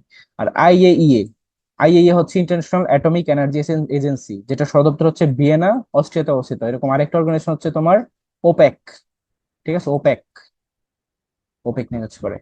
তারপর দেখো তোমার এই যে ইউএনএইচসিআর, যেটা রেফিউজিদেরকে নিয়ে কাজ করে, ইউনাইটেড নেশনস হাই কমিশনার। এই যে দেখো এখানে আমি একটু গোল দিয়ে রাখছি, কেন দিয়ে রাখছি? কারণ বাকি অন্যান্য অপশন গুলোতে দেওয়া থাকবে United Nations high commission for refugees. তো ম্যাক্সিমাম 99% স্টুডেন্ট কমিশনটা ক্যান্সার করে, but the correct answer is commissioner. 2 year শুনতে মনে হইতে পারে, বাট এটার পূর্ণরূপে কমিশনার। তোমাদেরকে আমি প্রুফ দিতে পারবো। ঠিক আছে, দাঁড়াও, ওয়েট, লেটস প্রুভ দিস, তাহলে আর জীবনও ভুলবো না। ওকে, ইউএনএইচসিআর, দেখো কি আসছে, United Nations high commissioner for refugees, commissioner. খেয়াল করছো? তো কমিশন কমিশন দাগে দিও না, কারণ টিচাররা চালাক আছে, তারা কিন্তু কমিশন অপশন বিতে রাখে আর কমিশনার অপশন সিতে রাখে। তো কারেক্ট অ্যান্সার হবে C নম্বর, মনে থাকে যেন। আর আরো একটা জিনিস দেখাইতে চাইছিলাম, সেটা হচ্ছে যে সবচেয়ে বেশি রিফিউজি কোন দেশে এবং সবচেয়ে বেশি রিফিউজি কোন দেশের, দুইটা কোশ্চেন। কোন দেশে এবং কোন দেশের, এই কথাটার মধ্যে কি পার্থক্য বুঝো তোমরা? বলতো কোন দেশে এবং কোন দেশের, এটার মধ্যে পার্থক্যটা কি? তো বলতে পারবা যে পার্থক্যটা হচ্ছে এইটা?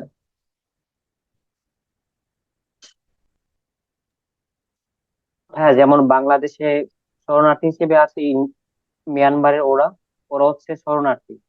আর বাংলাদেশে আছে ওরা আছে। রাইট, তুমি তাহলে পয়েন্টটা ধরতে পারছো। বিষয়টা হচ্ছে শরণার্থী আছে মানে হচ্ছে যে সে সেখানে আশ্রিত আছে। আর শরণার্থী কোন দেশের মানে হচ্ছে কোন দেশ থেকে তাদেরকে এভাবে বিতাড়িত করা হয়েছে, এটা হচ্ছে কোশ্চেন। তো পৃথিবীতে সবচেয়ে বেশি শরণার্থী হচ্ছে কোন দেশের, সেটা হচ্ছে সিরিয়ার। কারণ সিরিয়ার মানুষদেরকে এভাবে বের করা হয়েছে অত্যাচার করে। আর তারা আশ্রিত আছে কোথায়, সেটা হচ্ছে তুরস্কে। এই জিনিসটা মনে রাখবা যে হোস্টিং কান্ট্রি কোনটা, আশ্রয় দিচ্ছে যারা, সেটা হচ্ছে তুরস্ক। আর অ্যাকচুয়ালি কোন দেশের মানুষজন সবচেয়ে বেশি, সেটা হচ্ছে সিরিয়া। এখানে এই জিনিসটা আছে কিনা আমি বুঝতে পারতেছি না, কোথায় যেন ছিল এই জিনিসগুলা। সবচেয়ে বেশি রিফিউজি কোন দেশের, কি লেখা এখানে দেখা যাচ্ছে? কার্সারটা আমি যে নাড়াচ্ছি, দেখো না তোমরা? আনমিউট করে বলো জি বের দেখতে পাচ্ছ। দেখা যাবে। এটা হচ্ছে হ্যাঁ, সিরিয়ার। ঠিক আছে, সিরিয়ার। আর তারা আশ্রিত আছে কোথায়, হোস্টিং কান্ট্রি কোনটা? বিউপিতে কোশ্চেন আসছিল যে কোন দেশ হোস্ট করতেছে তাদেরকে। ও, বর্তমানে হচ্ছে ইরান। বর্তমানে ইরান সবচেয়ে বেশি তোমার হোস্ট করতেছে। আগে কে ছিল? আগে ছিল তুরস্ক। দেখো খুব কাছাকাছি কিন্তু, দেখা যাচ্ছে না স্ক্রিনটা? জিনিসটা মাথায় রাখবা। এট প্রেজেন্ট তোমার ইরান হচ্ছে সবচেয়ে বেশি হোস্ট করতেছে। এটা যদিও 2023-এর স্ট্যাটিস্টিক্স। তারপরও ধরো এটাকে আমরা ট্রু ধরে নিলাম। ওকে, নেক্সট আসো, পরে ব্যাক করি। এখন বলবো যে ভাই এগুলা কেন দেখাচ্ছেন, এগুলা থেকেই কোশ্চেন আসে রে, সেই জন্য। তারপর দেখো, ইউনিসেফ। ইউনিসেফ হচ্ছে কাদেরকে নিয়ে কাজ করে, শিশুদেরকে নিয়ে কাজ করে। তো এটা স্লোগান হচ্ছে ফর এভরি চাইল্ড। আর এটা সদর দপ্তর কোথায় অবস্থিত, নিউ ইয়র্কে অবস্থিত। তো ইউনিসেফ একটা আলাদাভাবে মনে রাখবা, যেটা নিউ ইয়র্কে অবস্থিত। জাতিসংঘ যেমন নিউ ইয়র্কে, ইউনিসেফও তেমনি নিউ ইয়র্কে। আর ইউএন ইউনিভার্সিটি কোথায়, জাপানের টোকিওতে। ওই যে আমরা একটা ইউনিভার্সিটি দেখলাম না, এরকম এরকম করে উপরে উঠে আবার এরকম করে নিচে নামে, সেটা। তারপর দেখো, UNDP, United Nations development programme, এটা থেকেই তোমার এই যে এইচডিএ বা হিউম্যান ডেভেলপমেন্ট ইন্ডেক্সটা প্রকাশ করা হয়। আর এই যে হিউম্যান ডেভেলপমেন্ট ইন্ডেক্স প্রকাশ মানে যে, যেই ব্যক্তি, কয়েকজন ব্যক্তি মিলে এই ইন্ডেক্সটাকে বানাইছে, যে মানুষদের উন্নয়নের যে একটা মাপকাঠি তৈরি করতে হবে এরকম। তো এখানে কয়েকটা জিনিস বিবেচনা করা হয়। তো এই যে ইন্ডেক্সটা তৈরি করছে তার মধ্যে একজন পাকিস্তানি ছিল। তার নাম মেবি মাকসুদুল আলম না মাকসুদুর রহমান কিরকম। যাক, আমরা একটু সার্চ করে দেখি, সেটাও অনেক সময় পরীক্ষা আসে। এইচডিআই ইন্ডেক্স,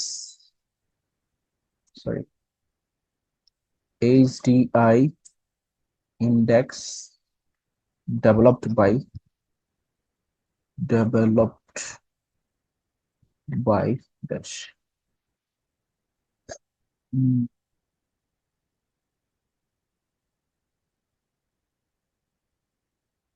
এই যে দেখো, মাহবুবুল আলম, নট মাকসুদুল আলম।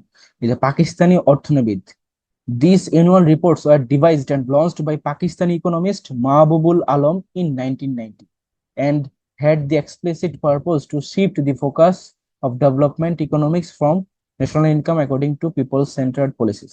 তো এই বিষয়টা মনে রাখবা যে পাকিস্তানের একজন ইকোনমিস্ট মাহবুবুল আলম, তিনি কিনা এই এইচডিআই যে ইন্ডেক্সটা, এটাকে তিনি উদ্ভাবন করেন। ওকে, লিখে দিচ্ছি এখানে। পাকিস্তানি ইকোনমিস্ট মাহবুব উল আলম। ওকে, নেক্সট আসো উইপো। সেভ করে ফেলি, wait। হ্যাঁ, তারপর দেখো যে উইপো। উইপো হচ্ছে ওয়ার্ল্ড ইন্টেলেকচুয়াল প্রপার্টি অর্গানাইজেশন, যেখান থেকে তোমার এই যে জিআই প্রোডাক্ট গুলাকে কি দেওয়া হয়, স্বীকৃতি দেওয়া হয়। তো উইপো সদর দপ্তর কোথায় অবস্থিত, সুইজারল্যান্ডের জেনেভাতে অবস্থিত। কারণ ডাব্লিউ দিয়ে শুরু, ও দিয়ে শেষ। আর বাংলাদেশে তখন পর্যন্ত 11টা ছিল, বাট এখন অনেকগুলা বাড়ছে। তো এটা লাস্ট আপডেটটা পড়তে হবে তোমাদেরকে, জিআই প্রোডাক্ট কতগুলো। তো তোমাদের এই পরীক্ষা আস্তে আস্তে এর মধ্যে আরো দিয়ে একটা ইনক্লুড হয়ে যেতে পারে, এই জন্য একটু ওয়েট করো। আমরা এটার উপর একটা শীট দিব। আগের শীট দেওয়া আছে গ্রুপে, কিন্তু ওই শীট পড়া যাবে না, ওইটা এখন চেঞ্জ আসছে। ওকে, তো জিআই প্রোডাক্টের শীটটা পড়বা না, বাট এগুলা পড়তে পারো যে কারা এটা অনুমোদন দেয়, উইপো, বা এটার পূর্ণরূপটা কি, এগুলা পড়তে হবে। বাট লাস্ট কোনটা কতগুলো হয়েছে সেটা এখন পড়ার দরকার নেই। আর প্রথম দিকের যে কয়েকটা হচ্ছে, যে প্রথম কোনটা দ্বিতীয় কোনটা, সেটা কত সালে হয়েছে, এগুলো একটু পড়তে হবে, যেহেতু গত বছর কোশ্চেন আসছিল। ঠিক আছে, যেমন খিরসাভাতি আম কততম হিসেবে হয়েছে, ইলিশ কততম হিসেবে হয়েছে, জামদানি শাড়ি কততম হিসেবে হয়েছে, তাই না? এগুলো একটু পড়তে হবে। তারপর আসলে যে আংটাড খুব একটা ইম্পর্টেন্ট না, এটা শুধু মনে রাখতে পারবো যে আংটাডের এখানে একটা অর্জন হচ্ছে যে তারা জিএসপি সুবিধা দেয়। তো জিএসপি মানে হচ্ছে জেনারেলাইজড জেনারেল, জিএসপি মানে কি বলে গেলাম কেন, জিএসপি পুনরটা জানতে হবে, কারণ দেখাচ্ছি। জিএসপি হচ্ছে জেনারেলাইজড প্রিফারেন্স, স্পেশালাইজড প্রিফারেন্স মনে হয়, GSP, GSP full form, full form এই যে generalised system of preference, sorry system of preference, এটা মনে রাখবা। ঠিক আছে। আচ্ছা, নেক্সট আসো, দ্যাট ইজ তোমার ট্রান্সপারেন্সি ইন্টারন্যাশনাল। এটার সদর দপ্তর কোথায় অবস্থিত? জার্মানির বার্লিনে অবস্থিত, জার্মানির বার্লিনে অবস্থিত ট্রান্সপারেন্সি ইন্টারন্যাশনাল। আর অ্যামনেস্টি ইন্টারন্যাশনাল সেটা ছিল কোথায় বলতো? লন্ডনে, যুক্তরাজ্যের লন্ডনে। আর ট্রান্সপারেন্সি ইন্টারন্যাশনাল হচ্ছে জার্মানির বার্লিন। তো দুইটা আবার আউলেই ফেলো না, যে ভাইয়া পড়ছিলেন ওইটা এটা ভুলে গেছি, ডোন্ট ডু দিস। তারপর দেখো ট্রান্সপারেন্সি ইন্টারন্যাশনাল প্রতিষ্ঠাতাকে, সেটা হচ্ছে পিটার আইজেন বা হাজন বলে এটাকে, ইটা উচ্চারণ হয় না মেবি এই জন্য। বাংলাদেশ এটা চালু হয় 1996 সালে। ঠিক আছে, এটার অফিস হচ্ছে আগারগাঁওতে। তারা ওই যে তোমার দুর্নীতি নিয়ে কাজ করে, দুর্নীতি লাঘবের জন্য বা দুর্নীতির রিপোর্ট গুলা তারা করে। আইএম হচ্ছে ইন্টারন্যাশনাল মেরিটাইম অর্গানাইজেশন। ঠিক আছে, এটা সদর দপ্তর কোথায়? ওই যে লন্ডন যুক্তরাজ্যে অবস্থিত। অ্যামনেস্টি ইন্টারন্যাশনাল মতো, তো অ্যামনেস্টি ইন্টারন্যাশনালটা এখানে লিখে দিচ্ছি, অ্যামনেস্টি ইন্টারন্যাশনাল। ভূত, খুবই বাজে লেখা হচ্ছে তাই না? পেন দিয়ে লিখে দিই তাহলে সুন্দর হবে।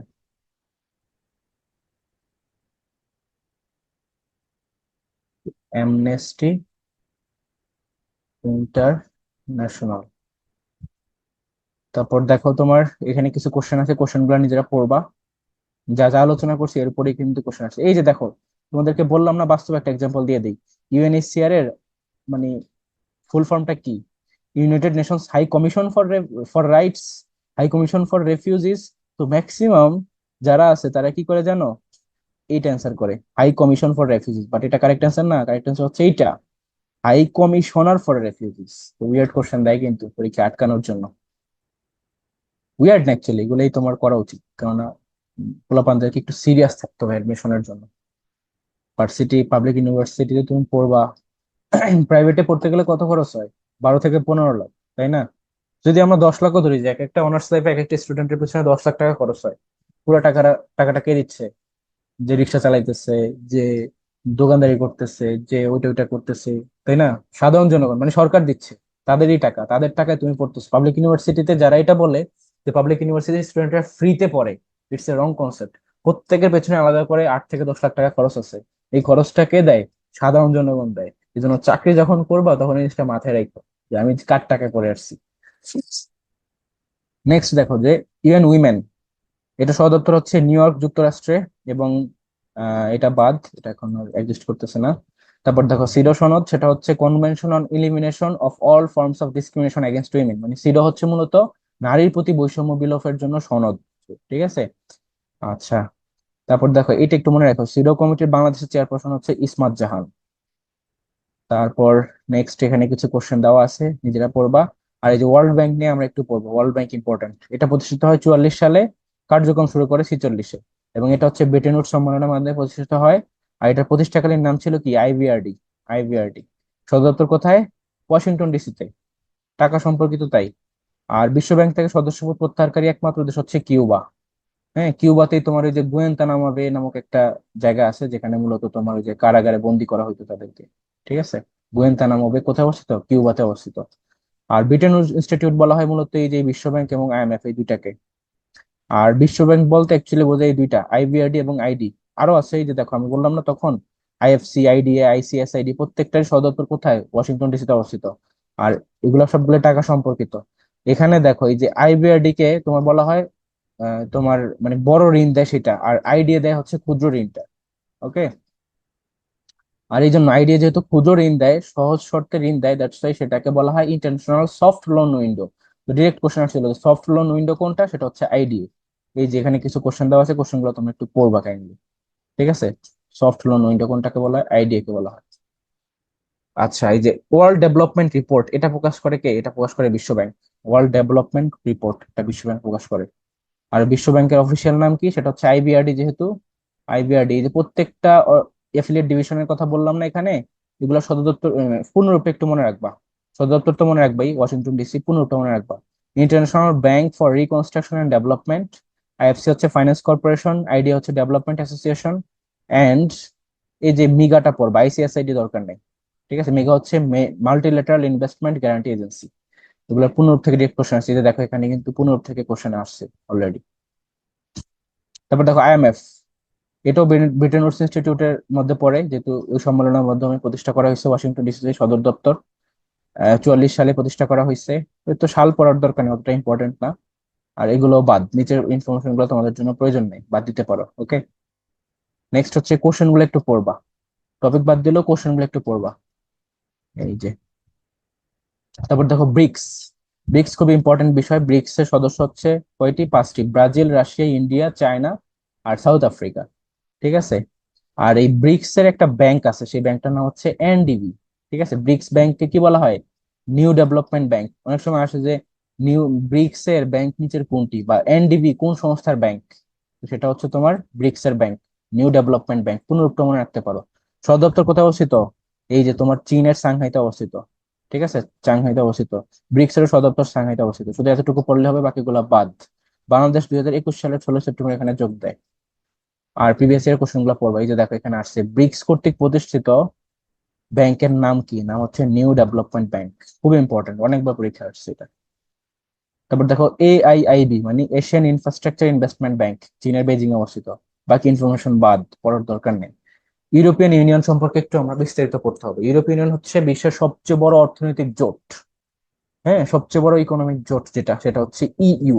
এটার পূর্ব নাম ছিল ইইসি, অর্থাৎ ইউরোপিয়ান ইকোনমিক কমিউনিটি ছিল, এটা বর্তমান নাম হচ্ছে ইইউ। ইউর সদস্য দেশ কতগুলো? ইউর সদস্য দেশ হচ্ছে তোমার টোটাল 27টি, এখানে দেওয়া আছে দেখো, 27টি। But is this correct or incorrect?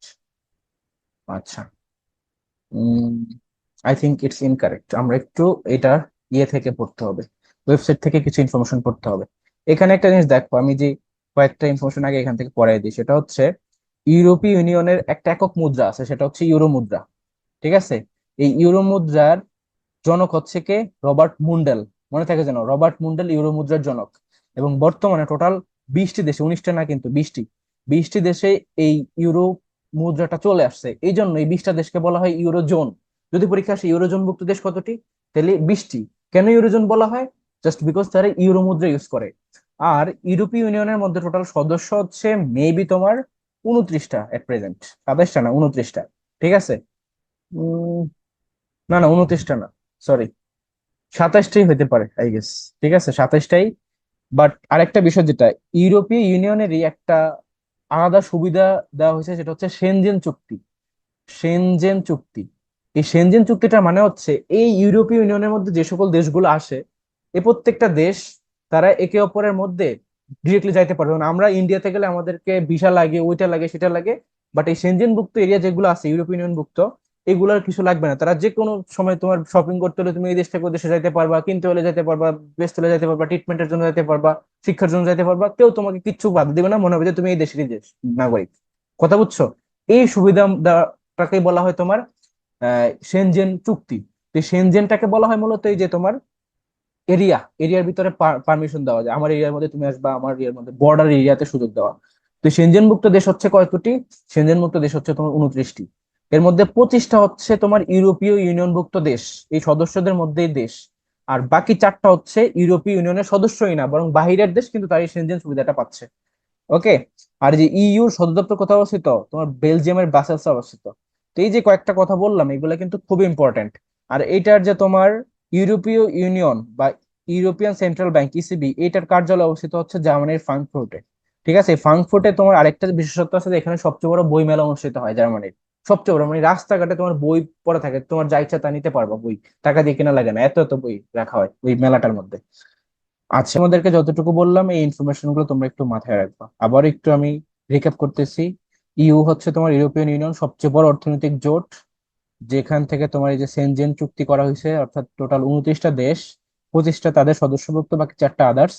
তারা এক দেশ থেকে আরেক দেশে বর্ডারে কোনো প্যারা ছাড়াই এক দেশ থেকে আরেক দেশে যাইতে পারবে, এই সুবিধাটা দিচ্ছে। কারণ সেনজেন মুক্ত দেশ কতগুলো? 29টি। আর ইউরোপীয় ইউনিয়নের সদস্য হচ্ছে 27টি। এদের সদর দপ্তর কোথায়? বেলজিয়ামের ব্রাসেলসে।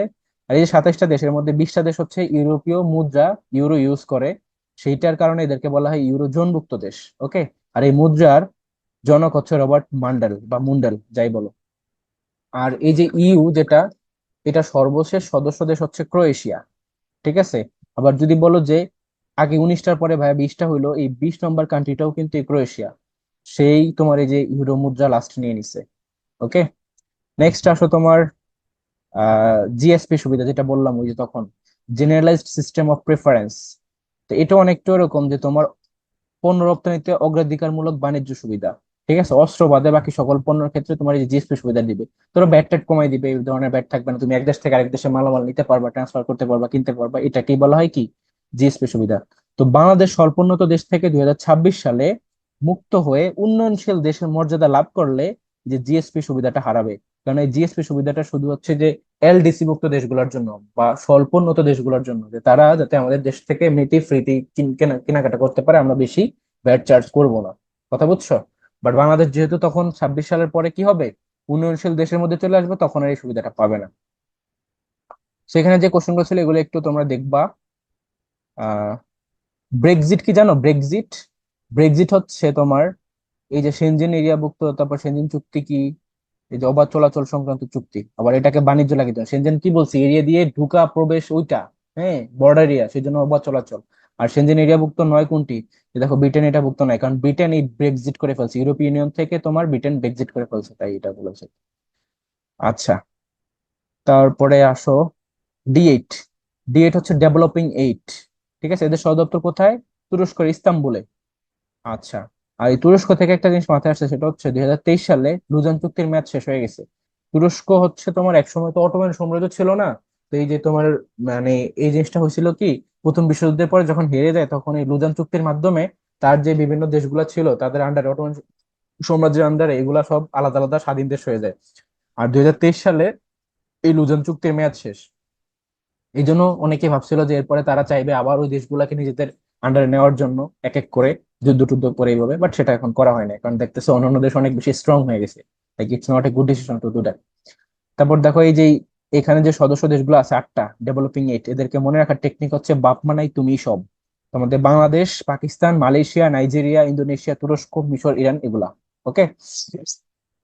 তারপর দেখো তোমার এই যে বিশ্বের শিল্পোন্নত এবং ধনী দেশগুলোকে নিয়ে গ্রুপ অফ 7 তৈরি করা হয়েছে। এটা প্রতিনিধিত্ব করে এই যে ইউ আলারাই।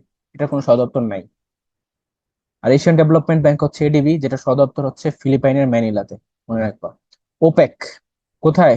ওপেক এর সদপ্তর হচ্ছে তোমার ভিয়েনা, অস্ট্রিয়া। ওপেক বললাম, organisation of the petroleum exporting countries, যারা মূলত পেট্রোলিয়াম বিক্রি করে তাদেরকে নিয়ে। তো এটা অনেক ইম্পর্টেন্ট একটা কনসেপ্ট, এটা তোমাদেরকে একটু আলোচনা করতে হবে। সেটা হচ্ছে নর্মালি, আচ্ছা তোমাদেরকে যেটা বলতেছিলাম সেটা হচ্ছে মানে এই ক্লাসগুলো আমি কেন নিচ্ছি, যদি আমি তো পারলে এই শীট গুলোই তোমাদেরকে দাগিয়ে দাগিয়ে দিয়ে দিতে পারি, আমার তো ক্লাস নেওয়ার কোনো দরকারই নেই। But কেন নিচ্ছি, কারণ হইতেছে, দেখবে আমি ক্লাসে যখন আলোচনা করি তখন এর পাশাপাশি এক্সট্রা কিছু ইনফরমেশন দেওয়ার ট্রাই করি। এখন তুমি তো অলরেডি একবার পরীক্ষা দিছো, যেহেতু তোমার সেকেন্ড টাইমার, তোমরা তো জিকে বই, এই যে আমার সামনে আছে জিকে বই, এই বইগুলো পড়ছো না? পুরো বই তো পড়ছো, কয়েকবার রিভিশন দিছো, এই করছো সেই করছো, চান্স হয়েছে? হয় নাই। আর সব কোশ্চেন কি এটার মধ্যে থেকে আসছে? আসে নাই। রিজনটা কি? রিজন হচ্ছে যে তুমি যখন মানে একটা জিনিস চিন্তা করো, একজন টিচার কোশ্চেন করার সময় সে তো এই বই দেখে কোশ্চেন করে না। সে একটা টপিক চুজ করে, যে টপিকটা ইম্পর্টেন্ট, যে টপিকটা তোমার আহ, একটা মানে হট টপিক, ওইটা বা এটা জানা উচিত স্টুডেন্টদের। আগের টপিক হইলেও সেটা, এটা সম্পর্কে, ইতিহাস সম্পর্কে জানা উচিত, ওরকম একটা টপিক থেকে একটা টিচার একটা কোশ্চেন সেট করে। এখন কিছু কিছু কোশ্চেন যেগুলো প্রিভিয়াস ইয়ারের সাথে অ্যালাইন হয়ে যায়, সেগুলো ঠিক আছে, কমন পড়লো। বাট এই কমন তো সবার জন্যই কমন, তাই না? এই কমন তো তোমার জন্য কমন, বাকি অন্যান্য যারা পড়তেছে সবার জন্যই কমন, সবাই তো একই বই পড়ছে। কিন্তু এর বাইরে কিছু কোশ্চেন থাকে যেটা ধরো এই সিলেবাসের বাহির থেকে চলে আসে। তো যারা এই টেন্ডেন্সি নিয়ে প্রিপারেশন নিবে যে আমি একটা বই পড়বো, বইটা পড়তে পড়তে পড়তে পড়তে পুরো আমি এটার পর হাফেজ হয়ে যাব, আবার রিভিশন দিব, আবার হাফেজ হবো। মানে এইভাবে করে তো তুমি কোথাও ভালো জায়গায় যাইতে পারবে না, কোথাও ভালো করতে পারবে না। কারণ তোমার প্রিপারেশন হতে হবে যে তোমার মাথায় কি পরিমাণ ইনফরমেশন আছে, কি পরিমাণ তোমার প্রবলেম সলভিং এবিলিটিটা আসছে। অর্থাৎ তুমি যখন তুমি একটা টপিক পড়বা, এটার সাথে রিলেট করে আরো কিছু ইম্পর্টেন্ট জিনিস থাকে। যেমন ধরো তুমি দেখবা এখানে আমি যখন এই যে ইউএনএইচসিআর এর কথা যখন বললাম, যে United Nations high commissioner for refugee, অর্থাৎ যেটা তোমার রেফিউজিদেরকে নিয়ে কাজ করে। তো এই যে অর্গানাইজেশনটার কথা বললাম, এটা থেকে এখানে কি কি ইনফরমেশন আছে? এখানে তেমন কোনো ইনফরমেশন নাই। এটা কোথাও অবস্থিত, এটার তোমার সদর দপ্তর কোথায়, তারপরে এটা তোমার কি হিসেবে কাজ করে, কাদের জন্য কাজ করে, এগুলোই আছে। কিন্তু এর মধ্যে থেকেও কিছু ইনফরমেশন আছে যেটা তোমার অ্যাড হইতে থাকে। ধরো রিফিউজি তোমার আজকে সিরিয়া থেকে বর্তমানে রিফিউজি সবচেয়ে বেশি।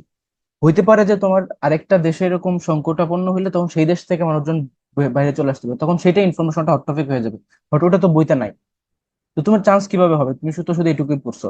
আবার ধরো বললাম যে এখন হোস্টিং, আগে যেমন তোমার করছে তুরস্ক সবচেয়ে বেশি, এটা বিউপির কোশ্চেন ছিল যে সবচেয়ে বেশি রিফিউজি হোস্ট করতেছে কোন দেশ, তুরস্ক অ্যান্সার ছিল। আমি সেটা কারেক্টলি অ্যান্সার করছি, কিন্তু সেটা কোনো বইতে ছিল না। তোমাকে আমি এখন পর্যন্ত চ্যালেঞ্জ দিলাম, তুমি Zubair GK, Khandakar GK, Mihir GK, whatever it is, কোনো বইতে ইনফরমেশন দেওয়া নাই ইউএনএইচসিআর এর ওই সিলেবাসের ভিতরে কোথাও নাই যে সবচেয়ে বেশি হোস্ট করতেছে তুরস্ক। কিন্তু এই জিনিসটা তোমার কখন তুমি জানবা? যখন তুমি এই ইউএনএইচসিআর সম্পর্কে এই টপিকটা যখন পড়তেছো, তখন তুমি অ্যাটলিস্ট একটু রিসার্চ করছো, যে গুগল একবার সার্চ করছো যে দেখি যে কি অবস্থা, এই জিনিসটা কি অ্যাকচুয়ালি। সেটার মধ্যে শুরুতেই দেখলে দেখবা যে এই ইনফরমেশনটা আছে, এই ডাটাটা আছে, যে হচ্ছে এইখানে এই সিরিয়া থেকে সবচেয়ে বেশি রিফিউজি, আর তারা আশ্রিত আছে বা সবচেয়ে বেশি এখন কোথায় আছে, আগে ছিল যেমন তুরস্কে, এখন আছে ইরানে। তো এটা তখন তোমার মাথায় গেঁথে যাবে। আর একজন টিচার যখন কোশ্চেন করে, তখন তো এই বই থেকে সে করে না, সে তো তখন ওই ইনফরমেশনটা থেকে করে, যে সে রেফিউজিদেরকে নিয়ে কোশ্চেন করবে। সাথে সাথে সে সার্চ করলো যে কি কোশ্চেন করতে পারি, তখন তার সামনে আসলো যে সবচেয়ে বেশি রেফিউজি হচ্ছে সিরিয়ার, আর তারা এখন আশ্রিত আছে এখানে। তখন সে বললো যে সবচেয়ে বেশি হোস্ট করতেছে কোন দেশ। তাই না? এটাই তো কোশ্চেন। তো এইভাবে যখন কোশ্চেন আসে, তখন ওই যে যারা শুধু মুখস্থ নির্ভর হাফেজ, তারা দেখবা যে আটকে যায়। তো এটা করা যাবে না। তোমরা যখন একটু পড়বা, ট্রাই করবা যে একটু ব্যাকগ্রাউন্ডটা পড়ার জন্য, একটু সার্চ করার জন্য। মানে কোনো কিছুই কখনো তুমি স্টান মানে টেকেন ফর গ্রান্টেড হিসেবে নিবা না, যে তুমি এইটুকু পড়ছো এইটুকুতেই হয়ে যাবে, আর কিছু পড়বো না, এরকম যেন না হয়। হ্যাঁ, অন্যান্য টিচার অনেকে বলবে অনেক ধরনের কথা, বাট আমি ওই ধরনের কথা বলবো না। আমি বলবো যে তোমার পড়াশোনা হচ্ছে, তোমার কোনো লিমিট নেই। তো তোমাকে কোশ্চেন যে কোনো জায়গা থেকে দিতে পারে, তোমাকে আটকানোর হাজার ওয়ে আছে। কিন্তু না, তুমি তোমার জায়গা থেকে নিজেকে এমন ভাবে প্রিপেয়ার করো যে টিচার যখন এই জিনিসটা চিন্তা করবে, যে আমি তো কোশ্চেন চাইলেই আমার মন স্বাধীন দিতে পারবো না, আমাকে তো এটা বুঝতে হবে যে কোন জিনিসটা জানা দরকার, কোন জিনিসটা জানা উচিত, স্টুডেন্টদের উচিত এই কোশ্চেনটার অ্যান্সারটা জানা, সেই হিসাবে আমি একটা কোশ্চেন দিব। তো ওই যে তার ওই থিঙ্কিং এর কাছে এসে সে তোমার কাছে হাইরা যাবে। যে সে তো কোশ্চেন চাইলে মনের সাথে দিতে পারবে না, সে কোশ্চেন যখন দিবে তখন সেটা রিলেট করতে হবে যে এটা ইম্পর্টেন্ট একটা জিনিস, এটা স্টুডেন্টের দক্ষতার মধ্যে পড়ে, এটা সে জানার পরিধির মধ্যে পড়ে, এই জন্য আমি এই কোশ্চেনটা দিলাম। হ্যাঁ, আর এই পরিধির মধ্যে এখন তুমি নিজেকে প্রস্তুত করার দায়িত্ব তোমার। তুমি যদি প্রস্তুত করতে পারো, তাহলেই তুমি তার গুটি খেয়ে ফেলতে পারো। মানে চেসের মতো, যে সে দান দিছো তুমি দান দিছো, মিলে গেছে। বাট আদারওয়াইজ তোমার যদি মানে ক্যাপাবিলিটি না থাকে, তাহলে তো তোমার মন্ত্রী শেষ। একটা এরকম।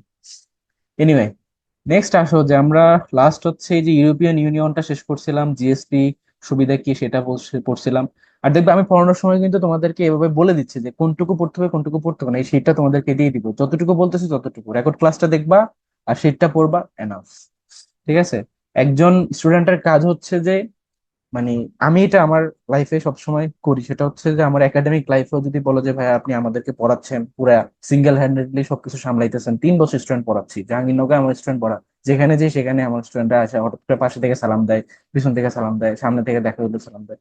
তো বিষয়টা এটাই যে এত কিছু সামলাইতেছি, আবার এদিকে ডিপার্টমেন্টও চলতেছে ঠিকঠাক ভাবে। আমার ফার্স্ট ইয়ারের সিজি ছিল তোমার 3.96, সেকেন্ড ইয়ার হচ্ছে 3.90, থার্ড ইয়ারটা এখন চলতেছে। তো বলবো যে কেন এগুলা করতে পারতেছি, কারণ আমি হচ্ছে কি পড়তে হবে আর কি পড়তে হবে না, আর টিচারদের প্লাস কোশ্চেনের আমি প্যাটার্ন বুঝতে পারি আগে থেকে। ওকে, যে এটা আসতে পারে, এটা আসার মতো। এই যে দেখবা অনেকেই দেখবা জিকে তে প্রচুর জিনিস পড়ায়।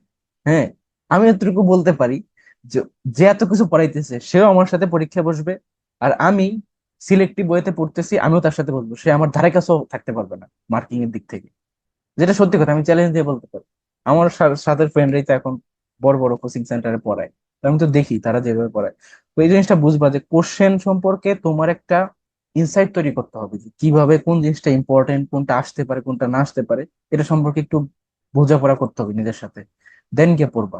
নাহলে হাজার টপিক আছে, এত টপিক পড়ে তুমি তোমার ইম্পর্টেন্ট টপিক গুলাকে মিস আউট করে ফেললা, আর আরেকটু এক্সট্রা জানতে পারলা, সেটা তুমি জানলা না, সেটা যেন না হয়। বুঝতে পারছো? তো এই জিনিসটা তোমাদের মধ্যে যেন থাকে যে কোশ্চেন রিড করা, কোশ্চেন বুঝতে পারা যে কি পড়তে হবে কি পড়তে হবে না। ওকে। আর সর্বোপরি সবচেয়ে বড় এক্সাম্পল হচ্ছে যে এটা বোঝার জন্য তোমাকে প্রচুর প্রিভিয়াস ইয়ারের কোশ্চেন সলভ করতে হবে। তুমি এমনি এমনিতে যখন একটা টপিক এভাবে পড়তে যাবে, যখন ওপেক সম্পর্কে পড়তে যাবা, তখন তুমি এই যে এইখানে একটা জিনিস দেখো, ওপেক আমরা সেদিন পুরোটা ক্লিয়ার করতে পারি না, লাস্ট মেবি ওপেকে গিয়ে শেষ হয়ে গেছিল, তাই না? দেখো ওপেক সম্পর্কে কি কি বলা আছে। এটা তেল রপ্তানিকারক দেশগুলোর সংগঠন ওপেক, পুনরূপ কি, এটা প্রতিষ্ঠা এত, সদস্য দেশ কত এত, প্রতিষ্ঠাকালীন সদস্য এত, তারপরে উদ্যোক্তা দেশ এত, ওপেকভুক্ত অরব দেশ এত, ত্যাগ করে এটা এটা এটা। কিন্তু তুমি এতটুকু শিওর থাকো, পরীক্ষা কোশ্চেন কিন্তু এর থেকে একটা আসবে না। পরীক্ষা কোশ্চেন আসবে কোনটা জানো? আসতে পারে যে সবচেয়ে বেশি তেল কোন দেশে মজুদ আছে, আসতে পারে যে সবচেয়ে বেশি তেল উৎপাদন করে কারা, আসতে পারে যে সবচেয়ে বেশি তেল রপ্তানি করে কারা। এগুলো তো এখানে নাই। এখন পরীক্ষাতে এগুলাই কোশ্চেন দিবে। এখন এইখানে বিষয়টা বলি তোমার, দেখো ওপেক হইতেছে মূলত এমন একটা অর্গানাইজেশন যেটা তোমার এই যে তৈরি করা হয়েছিল 1960 সালে 14ই সেপ্টেম্বর। মূলত পেট্রোলিয়াম যে সকল দেশগুলা কান্ট্রিগুলো হোল্ড করে, যেমন তোমার সৌদি আরব আছে, তারপর ভেনিজুয়েলা আছে, তারপরে এই যে ইরাক ইরান কুয়েত, যে মানে মিডল ইস্টের যে কান্ট্রিগুলো, এগুলো হচ্ছে তোমার এদের আল্লাহ তাআলা মানে সম্পদ হিসেবে প্রচুর পরিমাণে খনি তেল দিয়ে দিছে, এরা এগুলা সেল করে এরা আজকে এত কোটিপতি, জানো না, শেখ, এক একজন শেখ। যাই হোক, তো এই ওপেক কেন তার প্রতিষ্ঠা করলো? দেখলো যে আমরা যদি একটা সংগঠন করি নিজেরা, তাইলে হচ্ছে আমরা অন্যান্য দেশের প্রতি একটা ডমিনেন্স ক্রিয়েট করতে পারবো, যে আমরা চাইলে এই সংস্থা থেকে আমরা যেহেতু এই কয়েকজন দেশ এইগুলার সমৃদ্ধ, অন্যান্য দেশের প্রয়োজন আছে, যেমন আমেরিকার প্রয়োজন আছে, আমাদের বাংলাদেশের প্রয়োজন আছে, ভারতের দরকার আছে, রাশিয়ার যথেষ্ট নিজস্ব আছে, বাট অন্যান্য অনেক দেশ আছে পৃথিবীতে। প্রত্যেকটা দেশে এই তেল দরকার, কারণ তুমি দেখবা বিদ্যুৎ উৎপাদন করো, গাড়ি চালাও, হোয়াট এভার ইট ইস, তেল ছাড়া কখনোই কোনো কিছু সম্ভব না। যখন করোনা পিরিয়ড ছিল তখন কি একটা অবস্থা ছিল না, কারণ তখন কিন্তু এই ধরনের ট্রান্সপোর্ট বন্ধ ছিল, দ্যাটস ওয়াই। তো এটা আর কি বিষয়। তো এই জন্যই এই প্রতিষ্ঠানটা তারা তৈরি করছে যে আমাদের একটা ডমিনেন্স থাকবে। আর এইটা প্রতিষ্ঠা করার জন্য তোমার উদ্যোগ গ্রহণ করে কারা? উদ্যোগ গ্রহণ করে মূলত হচ্ছে তোমার এই যে ভেনিজুয়েলা। এবং এই ভেনিজুয়েলাতে হচ্ছে সবচেয়ে বেশি মজুদ আছে তেল, মানে তারা তেল উঠায় নাই কিন্তু আছে তাদের। পৃথিবীতে সবচেয়ে বেশি মজুদ তেল আছে কোথায়? ভেনেজুয়েলাতে, এই জন্য এটা কোশ্চেনে আসে। আর এই যে ওপেকের সদর দপ্তর কোথায় অবস্থিত? সেটা হচ্ছে অস্ট্রিয়ার ভিয়েনাতে অবস্থিত। আরেকটা জিনিস দেখো, এখানে প্রতিষ্ঠাকালীন সদস্য কারা ছিল? ভেনেজুয়েলা তো উদ্যোগ, তাদের সাথে থাকবেই। এছাড়া ছিল তোমার এই যে ইরাক ইরান কুয়েত সৌদি আরব, এটা। তো সৌদি আরবের আবার আরেকটা বিশেষত্ব হচ্ছে কি জানো? সৌদি আরব হচ্ছে সবচেয়ে বেশি তেল রপ্তানি করে। হ্যাঁ, সবচেয়ে বেশি তেল রপ্তানি করে কে? সৌদি আরব। এখন প্রশ্ন করতে পারো যে ভাইয়া, সৌদি আরব কেন সবচেয়ে বেশি রপ্তানি করে? ভেনিজুয়েলাতে সবচেয়ে বেশি মজুদ আছে কিন্তু তারা ওগুলা উঠায় নেয়, এই জন্য তাদের কাছে মজুদ আছে, কিন্তু সৌদি আরব উঠাইতেছে, এবং তাদের এই যে তেলগুলা এগুলার মানও যথেষ্ট ভালো। আর যদি বলো যে সবচেয়ে বেশি উৎপাদন করে, মানে সবচেয়ে বেশি উঠায় কারা, উঠায় কারা, সেটা হচ্ছে যুক্তরাষ্ট্র, আমেরিকা। আমেরিকা সবচেয়ে বেশি তেল তারা উঠায়, কিন্তু প্রবলেম হচ্ছে তাদের তেলের ওরকম ভ্যালু নাই।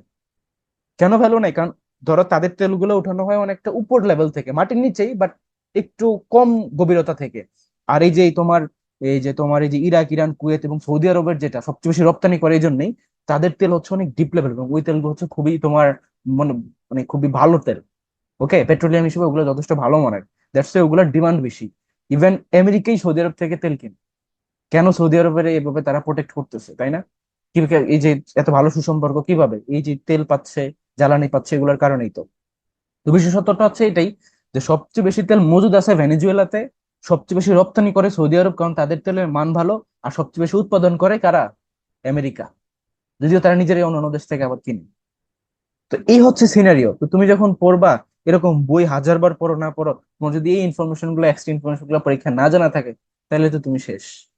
পারবা না, কোশ্চেন আসবে, তুমি পারবা না। এই জন্য বলবো যে একটু অ্যানালাইসিস করার জন্য। বুঝতে পারছো? আমার কথা কি ক্লিয়ার সবাই? এই কোনো গ্যাপ আছে এটা বুঝতে? হম হম।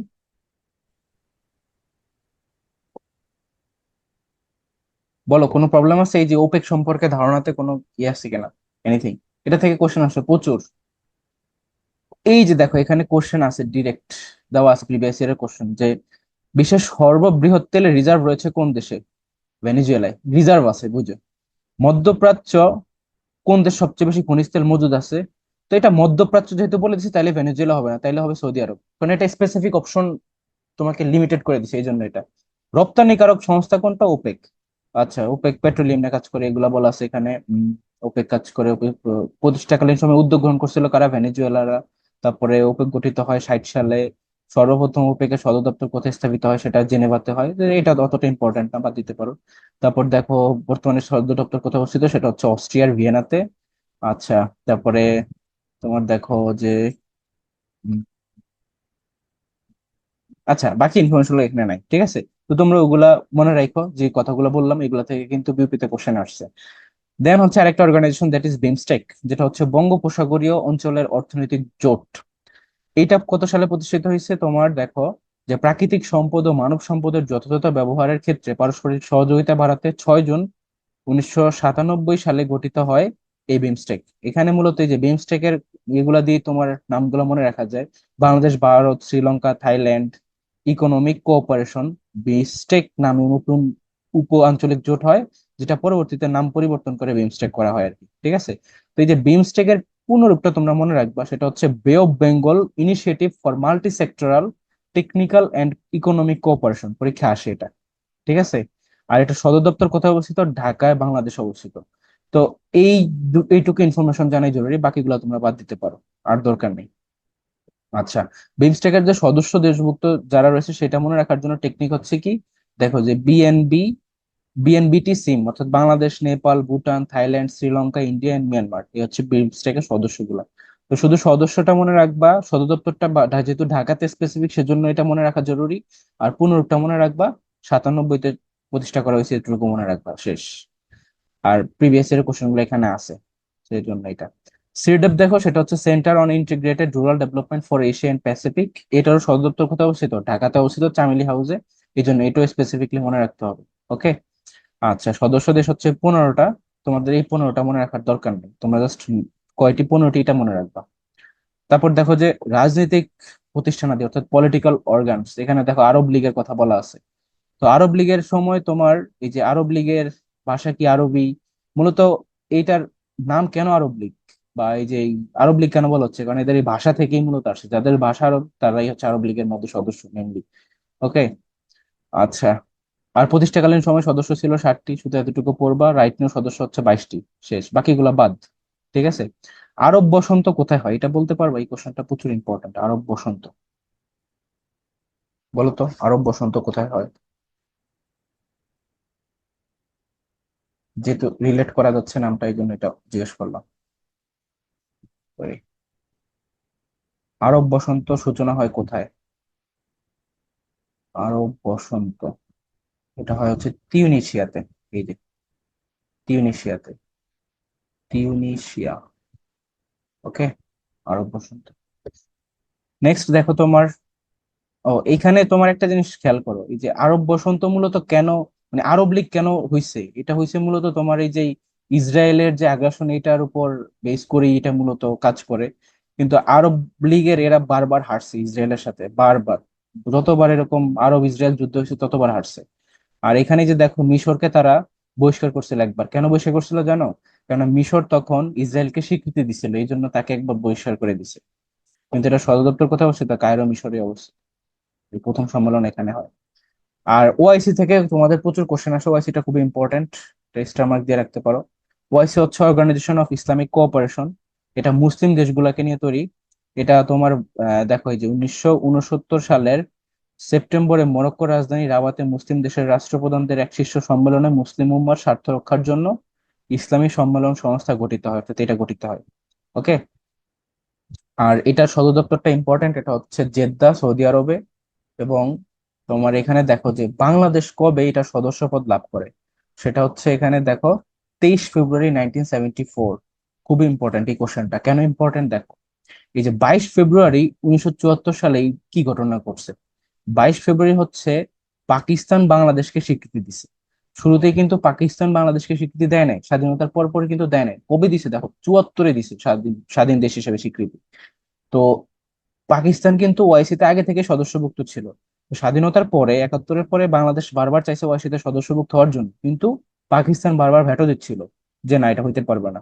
আর পাকিস্তান তখন পর্যন্ত বাংলাদেশকে একটা স্বাধীন দেশ হিসেবে স্বীকৃতি দেয় না, কিন্তু যখন দিছে 22 ফেব্রুয়ারি 1974, ঠিক তার পর দিনই বাংলাদেশ ওআইসি সদস্যপদ লাভ করে ফেলছে। এই যে দেখো, 23 ফেব্রুয়ারি 1974। এই জন্য দুইটা ইনফরমেশন রিলেট করে মনে রাখবা, ঠিক আছে? আর কততম সদস্য? 32তম সদস্য ওআইসির। আচ্ছা, নেক্সট আসো তোমার ওআইসির 15টা পরীক্ষা আসে, যেমন অর্গানাইজেশন অফ ইসলামিক কোঅপারেশন, ঠিক আছে? এটার সদস্য সংখ্যা বর্তমানে কত? 57টি দেশ, একটু মনে রাখো। নেক্সট চলে আসি আমরা কমনওয়েলথ। কমনওয়েলথ মূলত কিসের জোট ছিল? তোমাদেরকে আমি বলছিলাম যে কমনওয়েলথ হচ্ছে ব্রিটিশ উপনিবেশভুক্ত যে সকল দেশগুলো ছিল সেগুলো, যেমন আমরা যারা বাংলাদেশি তারা একসময় পাকিস্তানের পার্ট ছিলাম, তার আগে আমরা ভারতীয় পার্ট ছিলাম। আর এই পুরো ভারত উপমহাদেশটাকে কলোনিভুক্ত করে রেখেছিল কারা? ব্রিটিশরা। তো এই জন্য ব্রিটিশ উপনিবেশভুক্ত যে সকল জায়গাগুলো আছে সেই সকল জায়গাতে যে দেশগুলা হয়েছে, প্রত্যেকটা দেশই হচ্ছে তোমার কমনওয়েলথের সদস্য, ঠিক আছে? কমনওয়েলথ মূলত ওই ওদের নিয়ে কাজ করে, ব্রিটিশ উপনিবেশভুক্ত দেশগুলাকে নিয়ে কাজ করে। তো বাংলাদেশ কবে কমনওয়েলথের সদস্যপদ লাভ করে? এটা একটা গুড কোশ্চেন। কেন গুড কোশ্চেন? কেননা বাংলাদেশ সর্বপ্রথম স্বাধীনতার পরে যেই সংস্থার সদস্যপদ লাভ করে সেটা হচ্ছে কমনওয়েলথ, মানে সর্বপ্রথম এটাই সদস্যপদ লাভ করে। দেখো কবে? 18 এপ্রিল 1972-তে। অর্থাৎ বাংলাদেশ প্রথম যে আন্তর্জাতিক সংস্থার সদস্যপদ হয় সেটা হচ্ছে কমনওয়েলথের। আর এইখানে একটা জিনিস মনে রাখবা কমনওয়েলথের সাথে, সেটা হচ্ছে কমনওয়েলথভুক্ত দেশ যেগুলো, সেগুলার যেই সকল তোমার অ্যাম্বাসেডর থাকে, বা তোমার ধরো এই যে কূটনৈতিক থাকে, হ্যাঁ, পররাষ্ট্র মন্ত্রণালয় থেকে অনেকেই থাকে না বিভিন্ন দেশে, যেমন এই যে তোমার রাষ্ট্রদূতরা থাকে। তো যারা কমনওয়েলথভুক্ত দেশের মানে ভুক্ত দেশ বা এদের সদস্য, সেই সকল দেশগুলার এই অ্যাম্বাসেডরদেরকে বলা হয় হাই কমিশনার।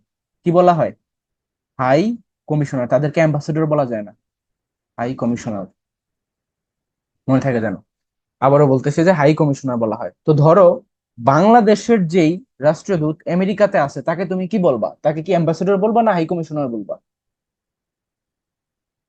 বলো। রিয়েল লাইফ এক্সাম্পল দিয়ে বললাম, এটা বুঝতে পারলে কোশ্চেনটা মাথায় ঢুকে যাবে আজীবনের জন্য। বাংলাদেশের যেই রাষ্ট্রদূত তোমার আমেরিকাতে আছে তাকে তুমি কি বলবা? অ্যাম্বাসেডর বলবা নাকি হাই কমিশনার বলবা? High commission.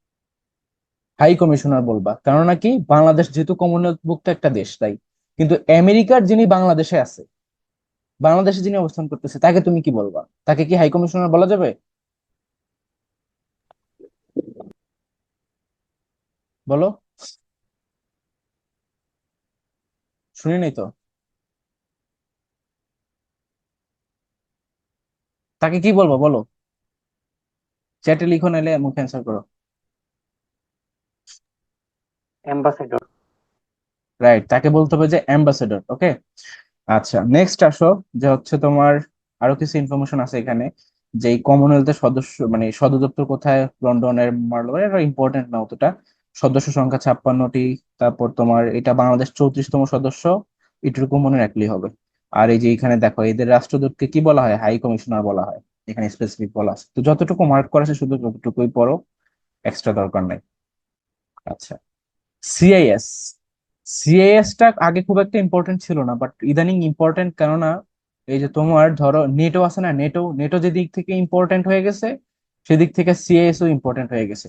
নেটো হচ্ছে একটা সামরিক তোমার সংস্থা, তাই না? তোমার আমেরিকা এটা তৈরি করছে। ঠিক তেমনি ইউএসএসআর ছিল এক সময়, তোমরা তো এটা জানো, মানে সোভিয়েত রিপাবলিক ছিল, union of Soviet socialist Republic. অর্থাৎ সোভিয়েত ইউনিয়ন যেটা ভেঙে বর্তমানে রাশিয়া এরকম আলাদা আরো কয়েকটা দেশ হয়ে গেছে, প্রায় 14টার মতো। তো রাশিয়া সহ 15টা। তো এই যে দেশগুলা হইছে, এই প্রত্যেকটা দেশ যেহেতু একসময় ইউএসএসআর ছিল বা United union of Soviet socialist Republic ছিল, সেজন্য এগুলাকে নিয়ে আলাদা করে একটা সংস্থা হয়েছে, that is CIS. Okay, Commonwealth of independent state. তো এইটা সদর দপ্তর কোথায় অবস্থিত? বেলারুশের মিনিস্কে অবস্থিত। যেমন দেখো এখানে কোনগুলো আছে, রাশিয়া তো থাকবেই, Belarus, Azerbaijan, Armenia, Kazakhstan, Kyrgyzstan, Tajikistan, Uzbekistan, এগুলো আর কি, ঠিক আছে? তো এটা একটু এই জন্য মনে রাখবা। আচ্ছা, তারপর দেখো নেম। নেম হচ্ছে তোমার নন অ্যালাইন্ড মুভমেন্ট, এবং নেমের কোনো সদর দপ্তর নেই। এই জন্য এই পরীক্ষায় এটা কোশ্চেনটা আসে যে নিচের কোন সংস্থার কোনো সদর দপ্তর নেই?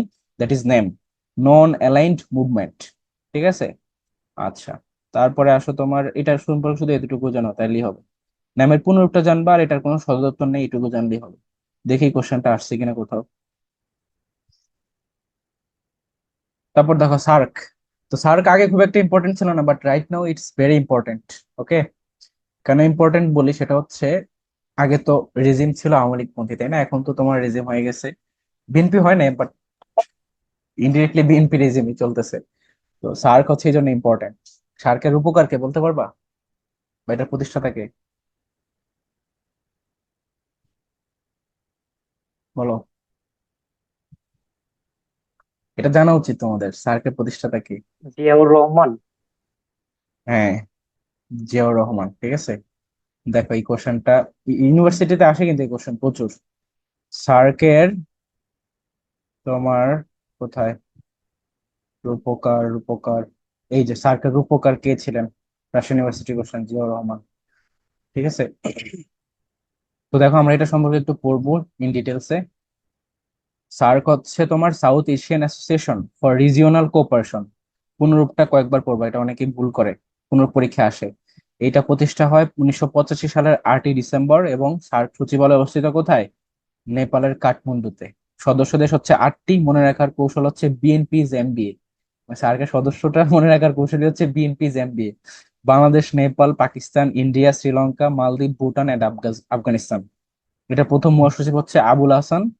এবং আরেকটা ইনফরমেশন, সেটা হচ্ছে সার্কের প্রথম যে চেয়ারম্যান সেটাকে জানো, সেটা হচ্ছে তোমার ওই যে এরশাদ, হুসেন মোহাম্মদ এরশাদ। এটা হচ্ছে প্রথম চেয়ারম্যান। ওইটা এখানে নাই, যদি ওইটা অতটা ইম্পর্টেন্ট না, ঠিক আছে। তো সার্কের ভাষা কতটি? দেখো তোমার 10টি, তবে দাপ্তরিক ভাষা হচ্ছে ইংরেজি, ঠিক আছে। খুব ইম্পর্টেন্ট। আর এখানে দেখো যে সার্ক ইউনিভার্সিটি কোথায় অবস্থিত? ভারতের নয়াদিল্লিতে অবস্থিত। আর জিও রহমান হচ্ছে তোমার সার্কের রূপকার, প্রথম সার্ক পুরস্কারও কিন্তু তাকেই দেওয়া হয়। তারপর দেখো সার্কের কয়েকটা আঞ্চলিক সংস্থা আছে, যেমন আবহাওয়া গবেষণা কেন্দ্র, যেটা ঢাকাতে অবস্থিত, এটার ইয়েটা আর কি। তারপর দুর্যোগ ব্যবস্থাপনা কেন্দ্র, সেটা ভারতের নয়াদিল্লিতে অবস্থিত। আর সাংস্কৃতিক কেন্দ্র, সেটা হচ্ছে তোমার শ্রীলঙ্কার কলম্বোতে অবস্থিত। সেই তিনটা শুধু পড়বো, বাকিগুলো দরকার নেই, ঠিক আছে। আর সার্ক নিয়ে তোমার এই যেমন তোমার সাপটা, তারপর তোমার এই যে সাপটা, আর একটা হচ্ছে সাফটা।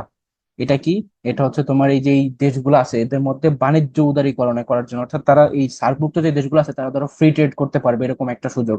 এই যেখানে দেখো যে ফ্রি ট্রেড এরিয়া করে দিছে। তারপর হচ্ছে প্রিফারেন্সিয়াল ট্রেডিং এগ্রিমেন্ট। ওকে, যেমন ধরো ভ্যাট লাগবে না, তুমি এই দেশ থেকে ওই দেশে সেল করতে পারবে, ওই দেশ থেকে এই দেশে কিনতে পারবে, এগুলো সুবিধা যদি থাকে তখন হচ্ছে এটার ইকোনমিক্যালি গ্রোথ হয়, এই জন্য আর কি সার্কভুক্ত দেশগুলোর মধ্যে সুবিধাগুলো আছে।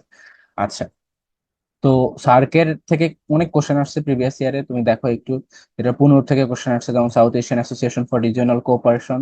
আর which country is introduced the concept of SAARC, that is Bangladesh. তারপরে ফার্স্ট সার্ক সামিট কোথায় হয়? সেটা ঢাকাতে হয়। প্রথম শীর্ষক বৈঠক কত সালে অনুষ্ঠিত হয়? 85-তে হয়। আর ওই সময় এটা তৈরি করা হয়েছিল। সার্কের সকল স্তরে সিদ্ধান্ত গ্রহণ করা হয় আনএনিমিয়াস ভোট অনুযায়ী, ঠিক আছে, আনএনিমিয়াস ভোট অনুযায়ী, ঠিক আছে। সার্কের সচিবালয় কোথায় অবস্থিত? এই যে তোমার কাঠমান্ডু, নেপালের কাঠমান্ডুতে অবস্থিত সার্ক সচিবালয়, খুব ইম্পর্টেন্ট, বিসিএস এর কোশ্চেন দেখো। তারপর দেখো সার্ক কোথায় প্রতিষ্ঠিত হয়, সেটা হচ্ছে ঢাকায় 85 সালে, ঠিক আছে। Which of the following country is not a member of SAARC, that is Myanmar. Myanmar কিন্তু সার্কের সদস্য না, মাথায় রেখো। তারপর হচ্ছে সার্কের প্রথম মহাসচিব কে? That is Abul Hasan. আর এখানে আরো কিছু কোশ্চেন আসে, যেমন সার্কের বিশ্ববিদ্যালয় কোথায় অবস্থিত, সেটা ভারত, দিল্লিতে। তারপরে বাকিগুলো তোমরা নিজেরা একটু দেখবা, ওকে। খেয়াল করে যে আসিয়ান, আসিয়ানের সদস্য হচ্ছে 10টি। মনে রাখার কৌশল হচ্ছে এমটিভিতে ফিল্ম দেখলে বিসিএস হবে না। তো এমতে হচ্ছে Myanmar, Thailand, Vietnam, Philippines, Indonesia, Laos, Malaysia, Brunei, Cambodia, Singapore. তো খেয়াল করে এখানে কোথাও কিন্তু বাংলাদেশ নাই। তাহলে তাও কেন আমরা এই আসিয়ান পড়তেছি? বিষয় হচ্ছে বাংলাদেশ এই আসিয়ানের সদস্য হইতে চায়, এই জন্য এটা ইম্পর্টেন্ট। এই যে দেখো, সদস্য পদ হতে আগ্রহী বাংলাদেশ, ভারত এবং চীন। খেয়াল করছো? এই জন্য আসিয়ানের সদস্য মানে রাষ্ট্রগুলো একটু পড়বা। আই গেস এখন তুমি বুঝতে পারতেছো যে আসিয়ান কেন ইম্পর্টেন্ট, এটা পুনরুক্তও পড়বা। আর সদস্য যে 10টি সেটাও পড়বা। আর মনে রাখবা যে বাংলাদেশ এটা সদস্য পদ হইতে চায়। আচ্ছা, তারপর দেখো নিচের কোশ্চেন। জিসিসি এটা হচ্ছে গলফ কোঅপারেশন কাউন্সিল, অতটা ইম্পর্টেন্ট না, চাইলে স্কিপ করতে পারো। আচ্ছা, নেক্সট আসো তোমার নেটো, খুব ইম্পর্টেন্ট নেটো। ওকে, সো নেটোর পূর্ণরূপটা কি? নেটোর পূর্ণরূপ হচ্ছে তোমার নর্থ আটলান্টিক ট্রিটি অর্গানাইজেশন। ওকে, নর্থ আটলান্টিক ট্রিটি অর্গানাইজেশন, এটা হচ্ছে একটা সামরিক জোট এবং বিশ্বের বৃহত্তম সামরিক জোট। এটার সদর দপ্তরটা কোথায় অবস্থিত? তোমার বেলজিয়ামের ব্রাসেলসে অবস্থিত। আরেকটা বিষয় দেখো, এই যে ন্যাটোতে টোটাল বর্ণ কয়টা? বর্ণ হচ্ছে তোমার 4টা। এই জন্য এটা প্রতিষ্ঠিত হয়েছে কত তারিখে? 4 তারিখে। আর 4 নম্বর মান্থ কি বলো তো? 4 নম্বর মাস কি? জানুয়ারি, ফেব্রুয়ারি, মার্চ, এপ্রিল। তো এই যে দেখো এপ্রিল, এভাবে মনে রাখা যায়। 1949, জাস্ট নেটোতে 4টা শব্দ, 4 তারিখ, 4ই এপ্রিল 1949 সালে নেটোর প্রতিষ্ঠা হয়েছে, বেলজিয়ামের ব্রাসেলসের সদর দপ্তর। এবং বর্তমানে সদস্য সংখ্যা কতটি বলতো? সদস্য হচ্ছে 31টি, লাস্টে যে ফিনল্যান্ড হইলো। এরপরে কি হয়েছে? দাঁড়াও, আমার নেটো সম্পর্কে একটু অফিসিয়ালি দেখতে হবে, এটা ইম্পর্টেন্ট। নেটো,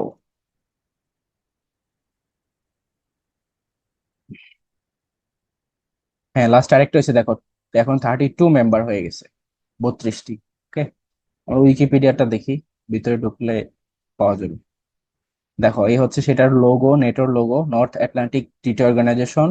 এখন বর্তমানে হচ্ছে 32টি মেম্বার। এখন এবং এখানে দেখো ইনফরমেশন গুলো দেওয়া আছে যে নেটোর বর্তমানে সেক্রেটারি জেনারেল হচ্ছে James Stoltenberg. James Stoltenberg. Okay. আর মেম্বার স্টেট গুলোর মধ্যে যদি খেয়াল করো, 2024 সুইডেন, লাস্ট হয়েছে 24 সুইডেন হয়েছে, ঠিক আছে, যে 7ই মার্চ 2024। আর ফিনল্যান্ড কবে হয়েছে এটা একটু দেখতে হবে, তাহলে ফিনল্যান্ড হচ্ছে সেকেন্ড লাস্ট। ওকে, সেকেন্ড লাস্ট সেটা কই?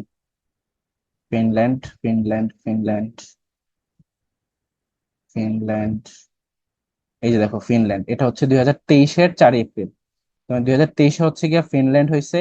আর লাস্ট হয়েছে কোনটা? সুইডেন। কবে? সুইডেন হয়েছে তোমার 2024-এর 7ই মার্চ। এটা মনে রাখবে এখানে, আমি একটু শিটে লিখে দিচ্ছি যে লাস্ট হচ্ছে তোমার, লাস্ট হচ্ছে তোমার সুইডেন। কত? 7ই মার্চ 2024, মনে থাকে যেন। আর বর্তমানে 32টা। আর এখানে দেখো মুসলিম দেশ কয়টা? দুইটাই, যে আলবেনিয়া এবং তুরস্ক, যেটা বললাম এই জন্য 80টা পরীক্ষায়। তো নেটো থেকে এতটুকু পড়লেই হবে। নেক্সট দেখো আনজুস। আনজুস হচ্ছে তোমার 3টা দেশ নিয়ে, যে Australia, New Zealand and United State. এই জন্য এই যে এখানে অস্ট্রেলিয়া, এতে অস্ট্রেলিয়া, এনজেড এ নিউজিল্যান্ড, আর ইউএসএ হচ্ছে তোমার ইউনাইটেড স্টেট। আনজুস একটা সামরিক জোট। এটা হচ্ছে মূলত যে চীন যখন একটা ইয়ে তৈরি করছে, মানে চীনের একটা অর্গানাইজেশন তৈরি করছে, পরে ওইটাকে টেক্কা দেওয়ার জন্য তারা আবার এই 3টা মিলে নতুন অর্গানাইজেশন তৈরি করছে, চীনের আগ্রাসনকে রুখে দেওয়ার জন্য, বেল্ট এন্ড রোড ইনিশিয়েটিভকে মানে বানচাল করার জন্য। সো তারপর দেখো অকাশ। অকাশ এটাতে হচ্ছে তোমার কে কে? Australia, United Kingdom and United State. এখানে আবার নিউজিল্যান্ড নাই। এই অকাশের পূর্ণরূপ কি? Australia, UK, US. এখানে হচ্ছে অস্ট্রেলিয়া, নিউজিল্যান্ড, ইউএস, মনে থাকে যেন। আচ্ছা, ইন্টারপোল কি? ইন্টারপোল হচ্ছে তোমার police organisation, international criminal police organisation. এটা হচ্ছে ফ্রান্সের লিওতে এটা সদর দপ্তর। সো এইটুকু ইনফরমেশন মনে রাখলেই হবে, শেষ। নেক্সট দেখো তোমার অ্যামনেস্টি ইন্টারন্যাশনাল, যেটা আমরা বললাম যে সদর দপ্তরটা কোথাও অবস্থিত? অ্যামনেস্টি ইন্টারন্যাশনালের লন্ডনে। ওকে, লন্ডনে। আর ট্রান্সপারেন্সি ইন্টারন্যাশনাল সেটা হচ্ছে জার্মানির ভিত্তিক বার্লিনে, মনে থাকে যেন। আর রেড ক্রস এটা হচ্ছে তোমার প্রতিষ্ঠাতা কে? Henry Dunant. এবং মুসলিম বিশ্বে রেড ক্রস কে কি নামে পরিচিত? সেটা হচ্ছে রেড ক্রিসেন্ট। এই যে দেখো মুসলিম বিশ্ব হচ্ছে রেড ক্রিসেন্ট, ঠিক আছে। ইহুদি দেশে হচ্ছে রেড ক্রিস্টাল, আর খ্রিস্টান হচ্ছে রেড ক্রস। তো রেড ক্রস অ্যাকচুয়ালি খ্রিস্টানদের জন্য, আর আমাদের মুসলিম দেশের জন্য হচ্ছে রেড ক্রিসেন্ট। প্রতিষ্ঠাতাকে হেনরি ডুনান্ট। সদর দপ্তর কোথায় হবে? যেহেতু মানবতা নিয়ে কাজ করে সেহেতু জেনেভা, সুইজারল্যান্ড, শেষ। আর এবার এটা অনেকবার নোবেল পুরস্কার পাইছে দেখো, 3বার, 17-তে, 44-এ একবার, 63-তে একবার, 3বার নোবেল পুরস্কার পাইছে শান্তিতে। তারপর দেখো বিশ্ব স্কাউট আন্দোলন, সেটা হচ্ছে বিশ্ব স্কাউট দিবস কবে? সেটা 22শে ফেব্রুয়ারি। এবং বাংলাদেশ স্কাউট ট্রেনিং সেন্টার হচ্ছে গাজীপুরের মৌচাকে। সেই স্কাউট দিবসটা মনে রাখো তোমরা, তাহলে হবে। রোটারি ইন্টারন্যাশনাল ইদানিং একটা হট টপিক, এটা পড়তে পারো। পল হ্যারিস এটার প্রতিষ্ঠাতা, ঠিক আছে। এতটুকু জানলে হবে। রোটারি ইন্টারন্যাশনাল প্রতিষ্ঠাতাকে? Paul Harris. অরবিস ইন্টারন্যাশনাল, এটা হচ্ছে উড়ন্ত চক্ষু হাসপাতাল। যে এটা কিসের অর্গানাইজেশন? সেটা হচ্ছে অরবিস মানে কিন্তু এমনিতে বোঝাচ্ছে যে চোখের সাথে রিলেটেড। ওকে। অক্সফাম ইন্টারন্যাশনাল খুব একটা ইম্পর্টেন্ট না, চাইলে স্কিপ করতে পারো। সদর দপ্তর নাইরোবি, কেনিয়াতে অবস্থিত, ঠিক আছে।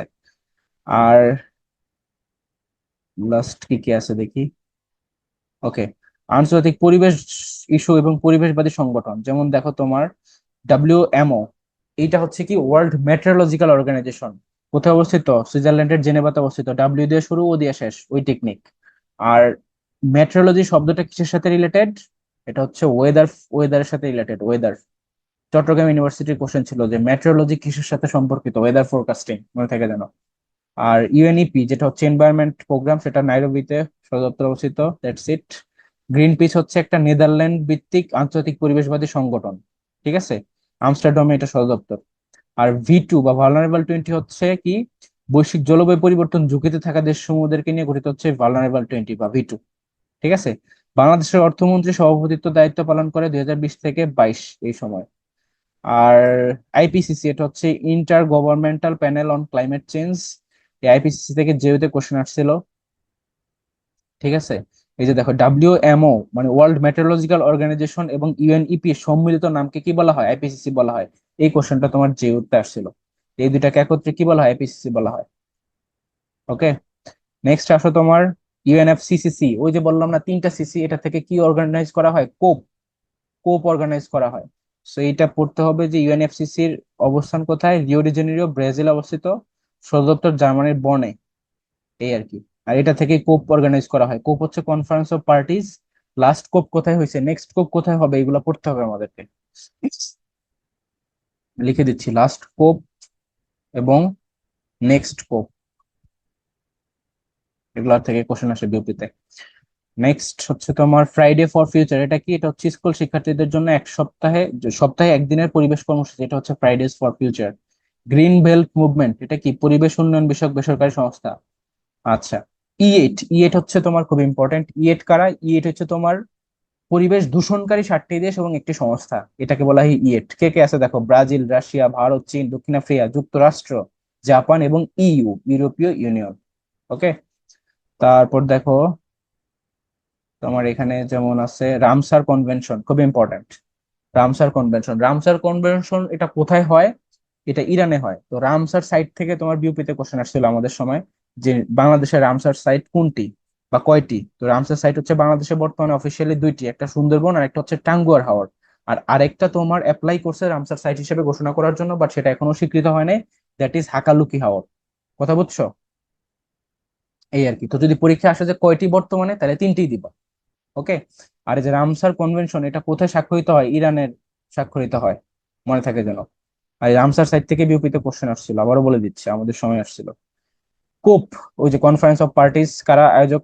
ইউএনএফসিসিসি। তো এই যে তোমার এর মধ্যে কয়েকটা কোপ ইম্পর্টেন্ট, যেমন 15তমটা এখানে বলা আছে।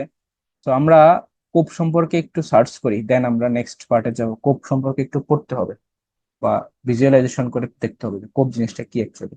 আর লাস্ট যেটা হয়ে গেছে সেটা হচ্ছে ইউনাইটেড আরব আমিরাটস এর দুবাইতে, এই যে COP 28 ছিল। তার মানে আমরা 29ও পড়তে হবে আর 30ও পড়তে হবে। 30টা কোথায় হবে সেটা কি এখনো ডিসাইড হয়েছে নাকি হয় নাই? এগুলো কিন্তু আগে থেকে ডিসাইড করা থাকে। তো আমরা যদি দেখি, তো অন্য জায়গায় সার্চ করে দেখতে পারবো।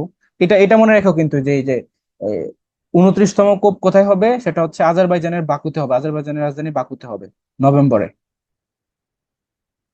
তো আমরা এখান থেকে আর একটু দেখতে পারবো হয়তো। এই যে COP 30 কনফারেন্স, এটা হবে কোথায়? 2025 সালের নভেম্বরে ব্রাজিলে হবে, I guess.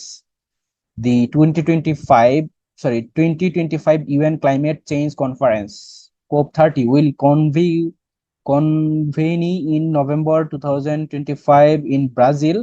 It will include এত সেশন, তার মানে ব্রাজিল হবে। ওকে, সো আমরা কি শিখলাম?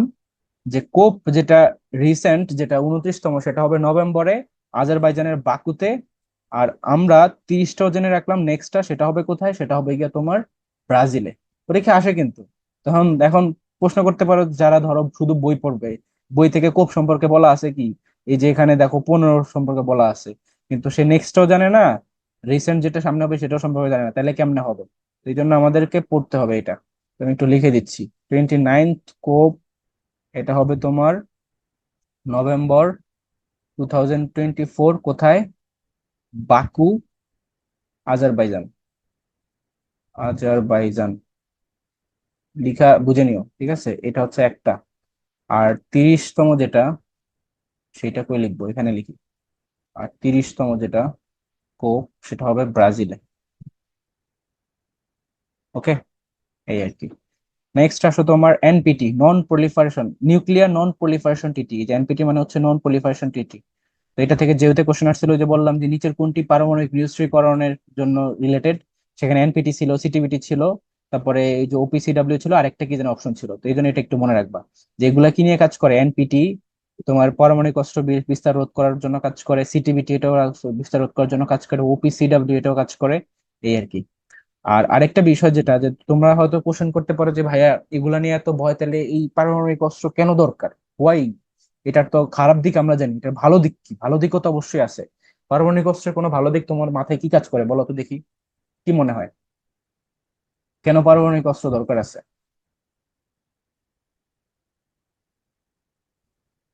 এনিথিং তোমার মাথায় যেটা আসছে সেটাই বলো।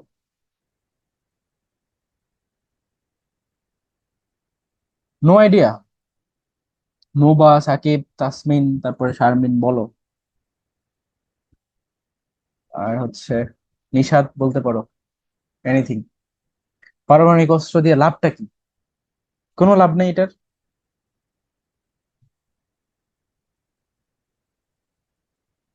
বলো কেউ আনমিউট করে, যে ভাই এইটা মনে হচ্ছে এটা একটা লাভ হইতে পারে। কিছু মাথায় না আসলে তো এটা বলতে পারো যে ভাই এটা দিয়ে ভয় দেখান যাবে, এটা তো অ্যাটলিস্ট বলতে পারো, নাকি? আচ্ছা শোনো, সেটা হচ্ছে এই পারমাণবিক অস্ত্র থাকার কয়েকটা লাভ আছে। সেটা হচ্ছে যে এটা তোমার একটা ব্যালেন্স তৈরি করে, ব্যালেন্স। সাপোজ তোমাদের একটা পার্শ্ববর্তী এক্সাম্পলে দেই, যেমন পাকিস্তান এবং ইন্ডিয়া, তাদের মধ্যে যে এই পরিমাণে বৈরী সম্পর্ক, পারে না একটা একটা সেকেন্ডের মধ্যে উড়িয়ে দেয়, এত একটা একটা দেখতে পারে না। তো এদের যদি দুই পক্ষেরই পারমাণবিক অস্ত্র না থাক, মানে যদি এক পক্ষের না থাকতো, তাহলে আরেক পক্ষ কি করতো? সবসময় তাকে অপ্রেস করতো আর ভয় দেখাইতো যে তোর এখনই উড়ে দিন, এখনই উড়ে দিন। কিন্তু এখন দুইটাই কিন্তু স্টেবল, দুইটাই ব্যালেন্সে আছে। কারণ কি? ও বলতেছে যে তুমি পারমাণবিক অস্ত্র চালাবো, আমি কি বসে থাকবো? আমিও বাটনে ক্লিক করে দিব সাথে সাথে, দুই দেশই ভ্যানিশ, পুরো পৃথিবীর মানচিত্র থেকে নাই হয়ে যাবে। বুঝছো? তো এটা হচ্ছে একটা বিষয় যে এরা এই পারমাণবিক অস্ত্রের মাধ্যমে একটা ব্যালেন্স ক্রিয়েট করে। একটা দেশ চাইলে একটা দেশে এভাবে আক্রমণ করতে পারে না তখন আর, এই ব্যালেন্স থাকার কারণে। আর দেখবা যে পারমাণবিক অস্ত্র তোমার ইউজ করে না স্বাভাবিকভাবে, এটা দিয়ে শুধু ভয়ই দেখায়, ব্যালেন্স তৈরি করে রাখে, খুব একটা ইউজ করে না। কারণ ইউজ করলে তখন অন্যান্য বহির্বিশ্বের দেশ তারা খেপে যাবে। কেননা এটা শুধু একটা দেশের উপরই পার্টিকুলার ইফেক্ট ফেলে না, একটা যুদ্ধ পুরো ওয়ার্ল্ড এর উপর একটা ইফেক্ট ফেলে। আর যখন পারমাণবিক যুদ্ধ হবে তখন সেটা কিন্তু ওই দেশের মধ্যে বসে থাকবে না, তখন পুরো ওয়ার্ল্ড ওয়ার লেগে যেতে পারে। যেটা কেন হয়েছে, এমন বলতে পারো যে তোমার আমেরিকা যখন নাগাসাকি হিরোশিমাতে এটা করছে তখন কি ছিল? তো তখন কিন্তু শুধু আমেরিকার কাছেই ফার্স্ট, ওই যে তোমার একটা মুভি বেরিয়েছিল না ওপেন হেইমার, যে সেই কিন্তু সর্বপ্রথম আমেরিকারাই কিন্তু পারমাণবিক বোমা আবিষ্কার করছে, তারা তখন সিঙ্গেল পার্সন ছিল। আর জাপান গিয়ে তাদের পার্ল হারবার আক্রমণ করে, তারা তো যুদ্ধে অংশগ্রহণ করতে চাইতো না, কারণ যুদ্ধে অংশগ্রহণ করলে নিজস্ব লস। বরং অন্যান্য তোমার অন্যান্যরা যুদ্ধ করবে, তুমি মাঝখানে দেখবা সেটা বেনিফিশিয়াল, যে তারা দুইজনে যুদ্ধ করে, তাদের ইকোনমিক লস হবে, মানুষজন মরবে, মাঝখানে আমি তো বিন্দাস, আমি গ্রো করব খালি, আমি আরো অস্ত্র বিক্রি করব, যে আমার কাছ থেকে কি না মানে টাকা দিই। তো আমেরিকা সবসময় এটা করতো। কিন্তু দ্বিতীয় বিশ্বযুদ্ধের ওই সময় হঠাৎ করে জাপান পার্ল হারবারে গিয়ে আক্রমণ, এরকম। আমেরিকা তো পুরাই হতবাক। পার্ল হারবার নামে একটা মুভিও আছে। তো পরবর্তীতে তারা অ্যাক্টিভলি যুদ্ধে অংশগ্রহণ করছে, যে ঠিক আছে আমিও তাহলে এখন যুদ্ধে আসতেছি। পরে আসছে আইসা তোমার জাপানের তো যেই দশা করছে তা তো দেখতেই পাচ্ছ। যখন সে ওই যে 6ই ডিসেম্বর প্রথমে নাগাসাকিতে যখন এটা করে, অ্যাটম বোমা ফেলা হয়, সেটার নাম কি লিটল বয়, তখন অব্দি জাপানের যে প্রধান ছিল সে তখন অব্দি সে আত্মসমর্পণ করতে রাজি না, সারেন্ডার করতেছে না। কি একটা অবস্থা, চিন্তা করে দেখো। পরে তোমার 9ই ডিসেম্বর হিরোশিমাতে গিয়ে আবার ফ্যাটম্যান, ওটা আরো বিধ্বংসী ছিল, ওইটা ফেলে মানে পুরো নিশ্চিহ্ন হয়ে যায়। তোমরা তো জানোই ওইগুলো এখন মোটামুটি জায়গাগুলো নর্মাল হয়ে গেছে, এখন অনেক আপডেটেড হয়ে গেছে, বাট ওই সময় পার্টিকুলার ওই টাইমে কিন্তু পুরো মানে চূর্ণ বিচূর্ণ হয়ে গেছিল। আর এটার কারণে আমেরিকাকে অনেক কি করে, যে আপনি যুদ্ধ করতেছিলেন ঠিক আছে, যুদ্ধ আরো লং হইতো, বাট কেন আপনি মানে আপনারা কেন পারমাণবিক অস্ত্র ব্যবহার করতে গেলেন? এটা তো ম্যানকাইন্ডের জন্য ক্ষতিকর। তো ওইটা যেহেতু এত মানুষ মারা গেছে, তো এইভাবে তাদেরকে আটকাইতে চেয়েছিল। কিন্তু আমেরিকা তো তাদের জবাব রেডি রাখে। তারা বলতেছে কি, যে চিন্তা করে দেখেন, আমরা তাদেরকে, আমরা কিন্তু শুরুতে যুদ্ধে অংশগ্রহণ করি নাই। আবার আমরা তখন যখন আমরা বারবার চাইতেছিলাম তারা সারেন্ডার করুক, তারা করতেছিল না। আমরা ইভেন 6ই ডিসেম্বর সেখানে পারমাণবিক বোমা একটা ফেলিও, তাও তারা আত্মসমর্পণ করে না। এই জন্য আবার সেকেন্ডটা ফেলা লাগছে। তাইলে ভাবেন যে ওই দেশের যে যে ক্ষমতা যে ছিল সে কতটা মানে তোমার কি বলে এই যে অ্যারোগেন্ট ছিল, যে সে সমর্পণ করবে না, আত্মসমর্পণ করবে না। তো এই জন্য তারা পার পায়ে যেতেছে যে আমরা ওইখানে একবার আক্রমণ করছি, তাতে তারা করতেছে না, আমি এই জন্য আবার আবার ফেলছি, এই পরে গিয়ে আত্মসমর্পণ করছি। তো এটা তো কোনো অ্যান্সার হয় না, কারণ এটা তো কোনো লজিক্যাল ভাবে সেন্স মেক করে না। বাট আমেরিকা তো আমেরিকাই, কারণ তারা এখন জিতে গেছে, no one can say nothing about them. আর আরেকটা বিষয় হচ্ছে দেখো, ওই সময় তোমার জাপানের যে প্রধান ছিল সে ছিল মানে একটু অ্যারোগেন্ট টাইপের। সে মানুষদেরকে ভুলভাল বুঝাইতো, মানে তার দেশে যে এত বড় একটা ক্ষতি হচ্ছে, যে তার দেশের দুইটা পার্ট পুরো অ্যাটম বোমার মাধ্যমে, পারমাণবিক বোমার মাধ্যমে যে পুরো একদম ভ্যানিশ হয়ে গেছে, সে তখনও মানুষদেরকে উদ্দীপনা দিচ্ছিল না, আমরা জিতবো, আমরা ভালো করতেছি, আমরা যুদ্ধে জিতবো জিতবো, এটাই করেছিল। মানে এই যে যেমনটা তোমার প্রোপাগান্ডা যাকে বলে আর কি। তো মানুষজনের মধ্যেও কিন্তু ওই আসেনি, মানুষজনও লাফাইতেছিল যে তারা ভাবতেছিল যে তারা অ্যাকচুয়ালি ভালো যুদ্ধ করতেছে, তারা জিতবে। কিন্তু অ্যাকচুয়ালি তখন এগুলার কারণেই তোমার পরবর্তীতে এত বড় একটা লস হয়। মানে এটা ডিবেটে তখন এইভাবে আর কি একজন আরেকজনের ব্যাপারে বলা হয়েছে। সো এনিওয়ে, নেক্সট আসো। এটা একটু মনে রাখবা জিনিসগুলো যা যা বললাম, এগুলো থেকে ডিরেক্টলি কোশ্চেন আসবে না, বাট গল্প করে যখন তুমি কোনো কিছু মাথায় রাখবা তখন ওই পড়ার মেইন জিনিসটা মাথায় থাকে। আদারওয়াইজ জিকে ইনফরমেশন তো ভুলেও যায় এই জন্য। দেখো একটা ঘাঁটি মানে এখানে গুয়েন্তানামো বে, এটা হচ্ছে কি, কোথায় অবস্থিত? এটা তোমার কিউবায় অবস্থিত। এটা মালিকানা কারা? যুক্তরাষ্ট্র। তো যে দেখো, 1903 সাল থেকে মার্কিন সামরিক ঘাঁটি ক্যাম্প এক্সট্রা ও ক্যাম্প ডেল্টা নামে কারাগার স্থাপন করছে যুক্তরাষ্ট্র। এটা হচ্ছে কারাগার, খুবই মানে মানে হার্ড টাইপের একটা কারাগার। গুয়ান্তানামো বে কোথায় অবস্থিত? কিউবায়। বাকিগুলো দরকার নেই, এই জন্য অনেক সময় পরীক্ষা কোশ্চেন আছে গুয়ান্তানামো বে কোথায় অবস্থিত, কিউবাতে অবস্থিত। আর সিচেলি সেটা হচ্ছে ভারতে। এটা কোথায় অবস্থিত? সরি, এটা হচ্ছে তোমার ইয়াতে, আফ্রিকান সিচেলিসে অবস্থিত। আর মালিকানা হচ্ছে ভারতের। এটা একটা ধরো এরকম যে সামরিক ঘাঁটি। তারপর দেখো কয়েকটা কূটনৈতিক সম্পর্ক বা এই যে নীতি, পিং পং ডিপ্লোমেসি, এটা কাদের? এটা হচ্ছে চায়নাদের। পিং পং ডিপ্লোমেসি ইংরেজি প্রতিশব্দ হচ্ছে টেবিল টেনিস। এরকম উল ফরিয়ার ডিপ্লোমেসি, এটা কাদের? এটাও চায়নার। তারপর দেখো এখানে চেক বুক ডিপ্লোমেসি, এটা কাদের? চায়নার। তারপর দেখো তোমার আরো কিছু আছে, যেমন road belt and road initiative, এটা কাদের? চায়নার। লিখে দিচ্ছি আমি এখানে, এগুলো পরীক্ষা আসে, বিউপিতে আসছিল কিন্তু প্রিভিয়াস ইয়ারের কোশ্চেন একটু দেখো, তাহলে বুঝতে পারবে। বিউপিতে আসছিল যে বেল্ট অ্যান্ড রোড ইনিশিয়েটিভ, এটা কোন দেশের ইনিশিয়েটিভ? এটা হচ্ছে চায়নার। আর এটা আরেকটা নাম হচ্ছে তোমার ওয়ান বেল্ট ওয়ান রোড। এগুলো কোন দেশের নীতি? চায়নার নীতি। সো এতটুকুই ছিল আর কি এই যে আন্তর্জাতিক যে সংগঠনগুলো এগুলো সম্পর্কে, প্লাস জাতিসংঘ সম্পর্কে। তো তোমাদেরকে আমি এতটুকু অ্যাসিওর করতেছি, এখানে আমি যা যা পড়াইছি, আর এখানে কিন্তু আমি তোমাদেরকে এর বাহিরেও কিছু ইনফরমেশন শেয়ার করছি, পাশে লিখে দিছি শর্ট নোট। তোমরা কাইন্ডলি এটার উপর একটা নোট তৈরি করবা নিজেরা। আর এই ইনফরমেশন থেকে তোমরা প্রায় 3 থেকে 5 মার্ক কমন পেয়ে যাবে, এতটুকু আমি গ্যারান্টি দিয়ে বললাম। এটা তোমাদের কাছেও মেক সেন্স করতেছে, কারণ প্রিভিয়াস ইয়ারের কোশ্চেন গুলো তো তোমার এখানে দেওয়াই আছে, যেগুলো থেকে প্রচুর কোশ্চেন আসে প্রিভিয়াস ইয়ারে। সেজন্য বলবো যে একটু সিনসিয়ারলি পড়বা, প্লাস এখানে যে জিকে টপিক গুলো আছে এগুলো একটু এইভাবে মনে রাখার ট্রাই করবা। শুধু পড়ে গেলা বাট মাথায় কিছু ঢুকলো না, এমন যেন না হয়। ওকে।